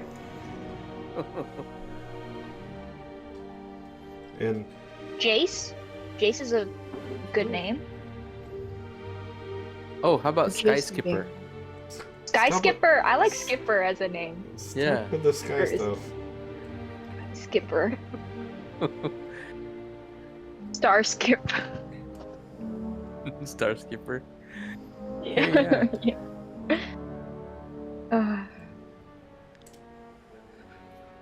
Well, at the end of the day, it's Fred. Fred Yeah. can choose. Yeah. Yeah. Yeah. We should Yeah. find another grandma name. Ah, Gam. God. You can still call me Ernie. Ern. Ern. Yeah, Ernie. Yeah. All right. Turning off Sesame Street names. this, so you're gonna be seeing incoming. Oh, Cool. okay. So I'm going to turn this off. See how do I get. All right. Well, I think we've got at least something to work with for. Okay. As Yeah. far as when we're gonna meet again, let me see. Next week I've got the boys. The week after that, there may be some stuff going on, and because of that, I might have to take over the service. And if that happens, we may not do one then, because then I will try to actually do my whole character building stream concept instead. But something a little more lighthearted and not as formal. But yeah, it may be a little while before we have the next session, because Okay, we're going good. into a certain season that gets busy. So, Mm-hmm. but yeah, whatever we do, I would like to come back to this and at least like establish the first few beats of this story before we Like get back to maybe one or two prologues. yeah, something to kind of set the tone at least before Yeah. going back to Finder's Hall. Even if we end up with everybody available, I still would like to okay, well, you guys need to create a character too. Yeah, I think we should Yeah. do the Star Wars 5e thing, Right. even if there are more people available, just to set it up. Right. That's actually again for the audience. I'm taking a page out of a couple of guys' book, namely Ark. Ark has also done this, so he's doing that too. We're even when we have everybody available, we're trying to go ahead and establish kind of some groundwork of that story before we go back to the original story. So kind of the same idea. Cool. But anyway, Yeah. hopefully Ark will watch this, and so will cast, and they'll actually figure out what we're doing, because they actually don't have any idea. Haven't talked to them about it. Oh So- yeah, maybe This is a they'll great get video some, for that. some ideas. Well, Yeah. this. so, I think we've set a good setting, right? Where Yeah. we work for the government, we do spy work, and we infiltrate. yeah. Mm-hmm. Yep. Yeah. And of course, there'll be different kinds of missions. It will change and shift. There might be nobody else. We don't trust anyone else to go into this really dark area that's really scary, but you guys can go in there and grab a thing. Mm-hmm. Please explore these caves for us. We're too scared. Yeah, basically. Yes. Yeah. There's possibly Sith artifacts. Dun, Right. dun, dun. Oh, Which awesome. which We someone, become archaeologists for a day. if you have someone Yeah. who's recovering from that kind of life, that has a whole different thing too, where it's like Oh yeah. calling out Oh to his yeah, character. with your dad's character as well. Yeah, like Oh, does he have a name? His character? no, he doesn't have a name, not yet. Not yet. We haven't Okay. haven't quite settled on what race he is either.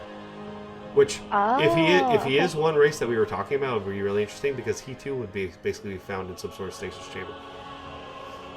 Ooh. So it'd be like That's- Wow. We'll be share interesting. notes. Yeah, it'd be interesting to have two people who are like, wait, we're getting all these people from the past. Wow. Yeah. 'Cause Well- we've been in there for a while. Yeah. I was gonna ask you how many years had passed since Order 66. You don't. I can't No. remember. I'd actually have to look that up. What the Hmm. time difference? It's been a while, because you have Mhm. We'll the figure it out. rise and the establishment of the empire. Yeah. And then you have Luke growing up in that, and then being a teenager, and then most of his life. Oh yeah, how old is Luke in this? He's middle-aged by this point. Probably the beginnings of middle age. So Okay. once he sets up the school, at that point he's got a niece and nephew who are teenagers. 30. Somewhere around Ford. there. Yep. So Gotcha. Han and Leia have had kids, and the kids have grown up. So we're in the era of young Jedi Knights, basically. So, and in my version, Jason and Jaina exist. I do not know who those are. They're from Young Jedi Knight, the book series Young Jedi Knights. Which, when they made when they made the prequels, those characters got erased in lieu of Kylo. Ugh, so lame. Oh. Kylo's the lamest. That Ben Solo is what took the place of Jason, Jaina, and Anakin Solo. My goodness, that sucks. Yeah. So, anyway, So lame. I know that it's a book series for teenagers, but the Young Jedi It Knight was so series, good. the Young Jedi Knight series was a good series. Actually, if you see in the background, that whole section of books, that's what that is. No, cool. So, Mm. anyway, but yeah. So Friend we of have two mine, names Awesome. and some Yeah. characters. Yep, and Fred. Yeah. Fred. Yeah, and we haven't really settled on. We haven't truly gone too far with. He just is like, what if I were a character who used to do dark side stuff? And I was like, we could try to make that work. So, and I can't wait to get my briefing files on these guys. Like I said, I may not write it. I'm more conversational, and you know this. So it might be that we just have a conversation. Send me a voice email. Send me a voice message. Yeah. So, wouldn't that be interesting if I do it in character as the hello? This is your new commander. Oh yeah. Here's a rundown. Yeah. That would be so funny. Oh my goodness. I love Here's a that. rundown. Yeah, totally on do the, that. Here's a rundown on the people you'll be working with. First, we have. You should totally do that. Yeah. Yes, That'd be fun. Please. Yeah, I'll think about it. Anyway, Okay. but Nice. all right. Well, I think we've covered just about all that we're gonna cover. So for We've now, got enough. yeah. Hopefully, for those who are watching, I know that was real informal. It's us just chatting and talking and obviously joking. But hopefully, this gave you enough to look at that maybe you're interested in playing Star Wars 5e and would like to help, support these people and what they're doing. I actually am very appreciative for what they've done. So, I'm hoping that this is not something that will get us in trouble. This will be something where it's like they appreciate the fact that we're like, this is really cool. Thank you for making this. So even though I'm, It seems like it's a free use thing. yeah, it is. It really is. It was a passion project of theirs. So, I didn't see any fine print on the website, so I think we'll be fine. Sorry that I feel like I need to really work on your light side, dark side stuff. Need like I said, need a little more gravitas in my opinion. But anyway, should be fun to see where this goes. Yeah, I've got some things to think about. Got some NPCs. I got a mission I got to come up with, and I got a ship that I'm. Before we go, sorry, I know that I was doing the wrap up, but hold on. Okay. Dun dun dun dun dun dun. What is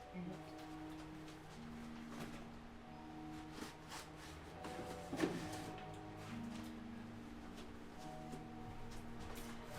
Sorry, my back is not being nice to me right now. That's one reason I'm like. Aw. You gotta stretch. I sit like a shrimp most of the time. My dad actually caught me sitting like a shrimp, and then for some reason he thought that I could sit up straight, and that's how I sat normally, which is not true. I sit like a shrimp, and he just so happened to catch me when my back was straight.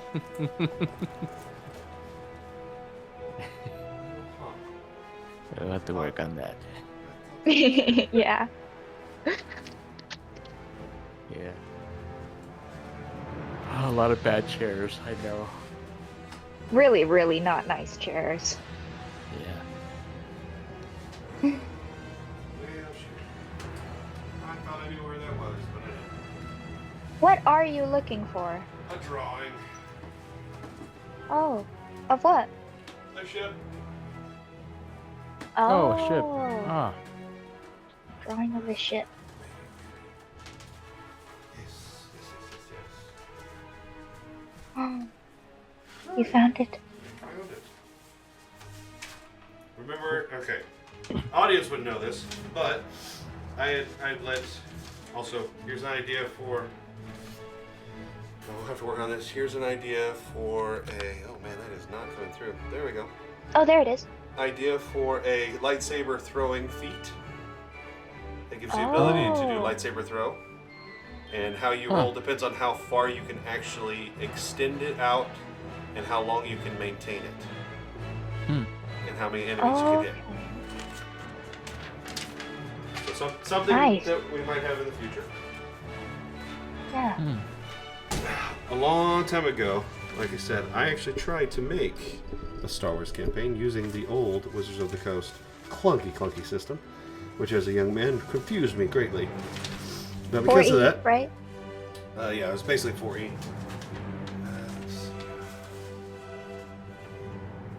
I will just. I'm just going to share multiple things because as I'm going through them, it's like, oh yeah, I forgot about that. Where's the ship? Where's the ship? There's actually multiple ships. Oh, many ships. Yeah. Wow. So bonus thing. Then we'll wrap it up. Okay. Where'd that go? There's two of these that go together. Or maybe they don't. No, yeah, they do. I have figured something out. If I have graph paper, actually, I can draw pretty good. If I have graph paper. If I don't have graph paper, look. What are you reacting to? You, what are you doing?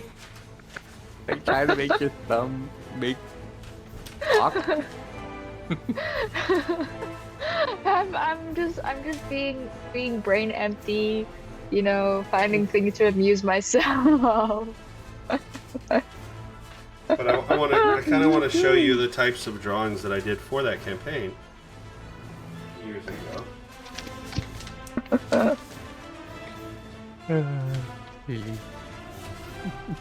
The campaign was going to be set on Kashyyyk, the home planet of the Wookiees. Kashyyyk?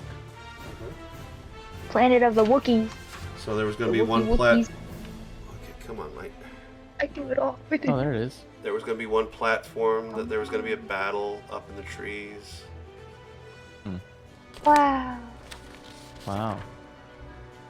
that's nice. Cool. There was going to be some. There was going to be an office that you had to deal with in Coruscant. Ooh, I like that floor plan. Yeah. This is years ago. So right now I'm nostalgia. This is just nostalgia in front of you guys. There was going to be an It's very nice. alleyway battle Huh. with derelict droids, a derelict Senate, one of those Senate platforms. If you remember from the movie. Yeah. And then a airspeeder. This is How all- old were you when you first attempted using the Star Wars D&D? I was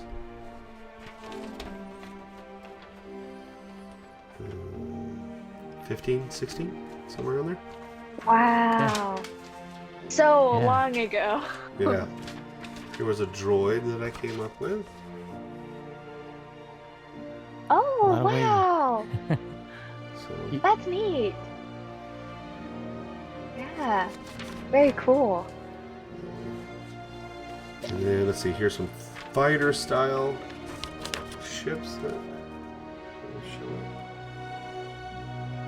up. Ooh. Wow. Very cool. I have Yeah. And if you'll notice, I have a thing for bubble-shaped cockpits.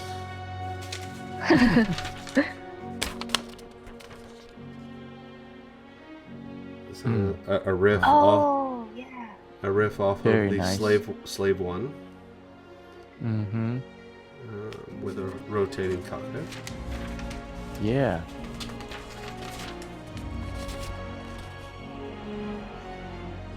Is that another fly thing? Why you Yeah. fly it? Is a single what? cockpit fighter. I like that. It's very nice.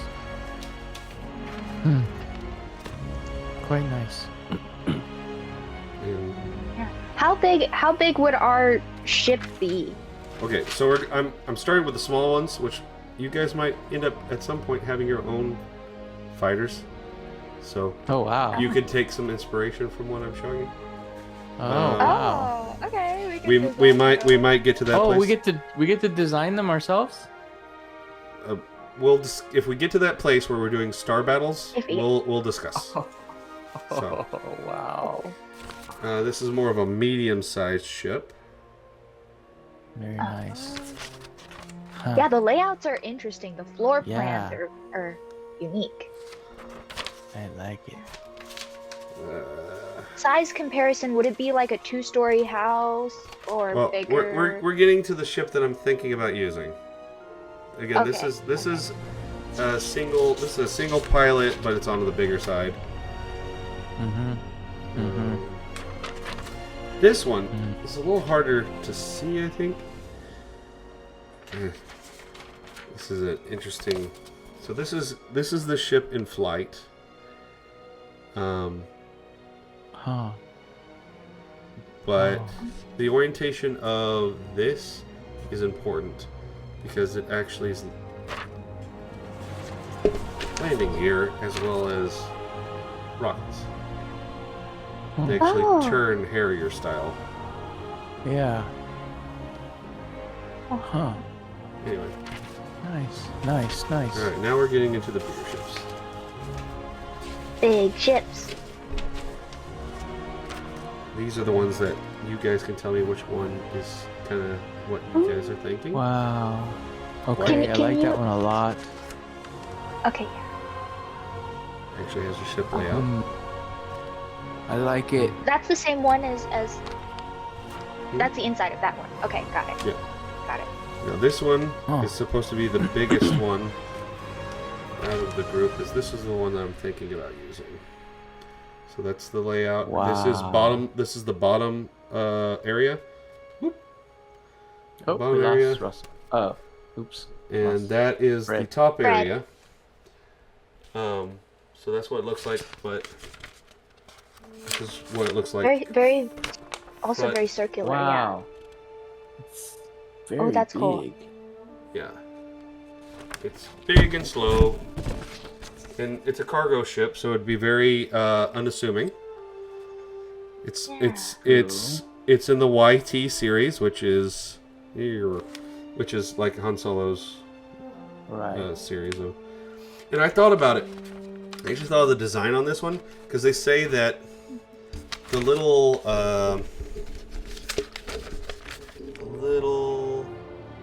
this little chunk that's out right there on the YT series is actually where cargo is supposed to be, like, you know how you see cargo containers? They have pictures of Han Solo's ship, basically with that section on his, where there's cargo containers in that spot being pushed. Is the idea. Really? And I was like, wouldn't it make more sense to like be looking over your cargo? And then Yeah. having the windows, I ended up adding yeah. windows. Yeah. Absolutely. Having windows to where you could actually view the cargo to make sure it's Yeah. attached correctly. So that That basically makes this is so much more This sense. one, I like this one. But is there one more option? there's two more, which are my Two more. not as favorite. This one was the idea of like the Naboo Naboo style, but in hauler, like being something that could haul stuff. Eh. Yeah. I felt the same way. The red one and the green one are my favorites out of all of them, to tell the truth. I really like the first one a lot. I'm still leaning that way. I like the color palette of the first one. I like the This one layout is- inside. So this I one's didn't like more that like one. kind of like a big Y-wing. So, but yeah, But it's too. This one's too linear. yeah. I like the big So, open floor The plan. kind two, of. the two. Can we see the first two again? You can do it one at a time. Do them at the same time. I can do both. Never mind. No, I can't. Little band, yeah. That's the That's the real big one. This guy's a Yeah. chunky Big boy. open space. Yeah. And then there's this one, which is Mhm. it's big, but it's not quite as big. Which has the. I like that floor plan. Do you have a floor plan for the other one too? Yeah, if you'll notice in the the floor plan on pretty much all the bigger ones. That's the floor plan, which is the lower okay, section, and then you have the cockpit. I like both of them, but I like both of them. I do. I don't know which one to pick now. Yeah. I don't know which one to pick. They're both very good. But drew these years ago, Yeah. and they finally are getting the. So little They're glimpse very into good. You are for the on audience it. who are willing to watch. Little glimpse into my youth, not childhood, but my Your youth. artistic past. Yeah. Again, I can't draw like that unless I've got little grids to tell me where to go. If I've got Yeah. that, then I can draw. It's weird when I That's draw still doing it. without that. What's interesting is, if I remember correctly, it's the right side comes out real clean, and then as I start drawing the left side, it's very underwhelming compared to the other side. So there's something in my brain Yeah, that's usually how it goes. that makes clean lines on one side, but on the other side, it's like, I don't know what I'm doing. That So- is such a common occurrence, and a lot of artists are very technical with the way they go about their sketches, paintings, all that. Yeah. I'm very much not like that. I don't do measurements. I just eyeball it. And Huh. I'm doing hope it this, turns part of out. this I'm doing for the camera, obviously, just to share with the audience. But I could actually bring this with me at some point when we're all in person, so you guys can take a look a little more detailed on for if Cool. you'll have any ideas for having a personal ship. Yeah, so we can really decide Yeah. what we like.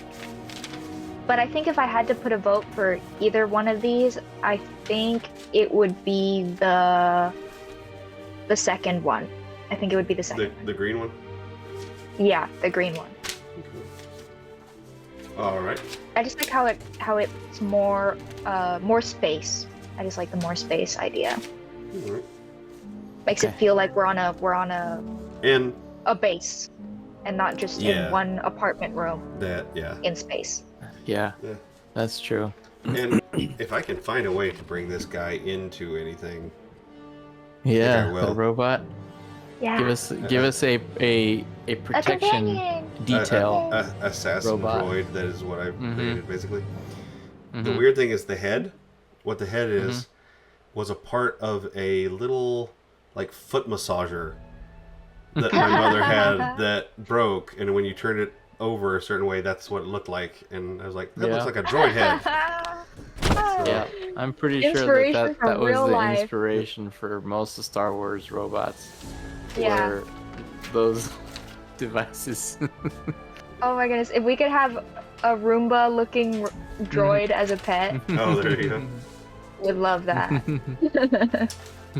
I have some other drawings too. I just am not as impressed with my work on those. Oh, I got one that basically just looks like the Darkwing Duck plane. So. That was a good ship, though. And then there's this one, but literally I copied the frame from a certain walker in Star Wars. oh. But my idea was there's this concept in Star Wars called uglies, where they actually like splice together chunks of ships in like haphazard ways. My idea was like, what if someone took shuttle parts and slapped them onto the body of a walker and then sealed it good enough to where it could go into space and made an ugly that's not just ships, it's actually walker parts. Anyway. Interesting. Yeah. That's fun. Walkers are like the big things that big steps. Not this particular one. This one actually was a small. It was the same idea, like kind of the chicken look, but it was a miniature version, basically. Can't remember the name of it. Space chicken. It's space chicken. All right. And I'm okay with. I just drew this as green. It doesn't have to stay green. And what's gonna work? Can we make it orange and teal? Orange and teal. Oh. So sorry. I guess orange primary with teal highlights. Yeah, or actually orange primary and green highlights. Okay. Of course, it's all in the imagination at this point. All in the brain. Yeah. Yes. So you can make it whatever color you want in your head. Yeah, but we need to establish something. I paint it every day. We need to establish something. In fact, I was thinking the color is going to have something to do with the ship's name itself. Oh, Tangerine Baby. The Flying Tangerine. That's right. Let's all get on the Flying Tangerine, y'all.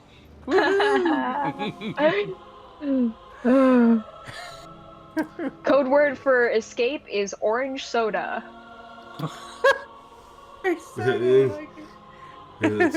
Guys, we gotta get some orange soda right now. What is Everyone it run! What's the soda? What's that? What's one of the brand names for the soda? Sprite? Fanta? No, that's not the one I'm thinking of. I can see it in my head, but the words. Crush? Sunny D? Well, yeah, Sunny D would be funny. Sunny D is a good name for this ship, actually. Welcome to the Sunny D. Sunny D. Hey, you can call it whatever you want. We'll call it what we want. Sunny D doesn't exist in this world. The captain walks up, says the ship's official name, and then we all decide to call it something else. Sounds about right. That's usually how it goes. That's how usually ships go. What is it called? What's it called when star releases supernova? Flare? Flare. Oh, solar flare? Yeah. The Flare Rider? Tangerine flare. Tangerine flare. I like it. That sounds just a little. It sounds like a not so awesome stage name of something. It's a drag name. Yes. Guys, our ship's a drag queen. Okay. Anyway, but yeah. Orange. I'm sticking with orange. Orange. Orange. Orange. Well, once again, Orange. I actually would say it'd be kind of interesting if we made it to where it's painted in such a way that if you look at it in a certain direction, it looks like the Republic symbol. Like I told you guys, the symbol, the Republic symbol is a stylized phoenix. Oh, and yeah. That actually has that. If you look right above it, it's got that look to it. Oh, there's a drink called Sunkiss, right, or something? That's the drink. That's the drink. The Sunkiss. That's the one. Oh, that's a great name too. If we call the ship Sunkissed, we could paint it like a sunset, like an orangish red, and that would also make it look more phoenixy. Yeah. Still calling it Sunkissed Phoenix. Sunkissed. Sunk Phoenix. I'll have to think about it. Okay. The sinking Phoenix. That sounds like the opposite of what you want That the sounds Phoenix to do. Yeah. That sounds like a rebel group against Oh no, they're the thinking Phoenix. Republic. Stinking Phoenix. Stinking Phoenix. No, I said sinking. I didn't say stinking. And then I said stinking. Or look, man, it's that stinking phoenix. Hey, that we could call it Uncas Phoenix, and then the enemies are like, "There's that stinking Phoenix again." Yeah. Yeah. Anyway. Yeah, you keep thinking about it. Yeah. And I'll have a name for Yep. you guys. Because technically, I'm going to say that it is that NPC's ship. It's his ship. So, it's his ship. yeah. But anyway. All right, we've said like we're going to end this like 2 or 3 times. I'm so sorry. But This anyway. is the third goodbye. Yeah. Yeah, okay. Inside joke, real fast. Why they said that is because I tend to say goodbye 3 times with my friends, and the first 2 never stick. The third one's the one that actually works. So you guys, as our audience, is getting the third goodbye. So anyway. And with that, for real, we look forward to seeing you the next time we play.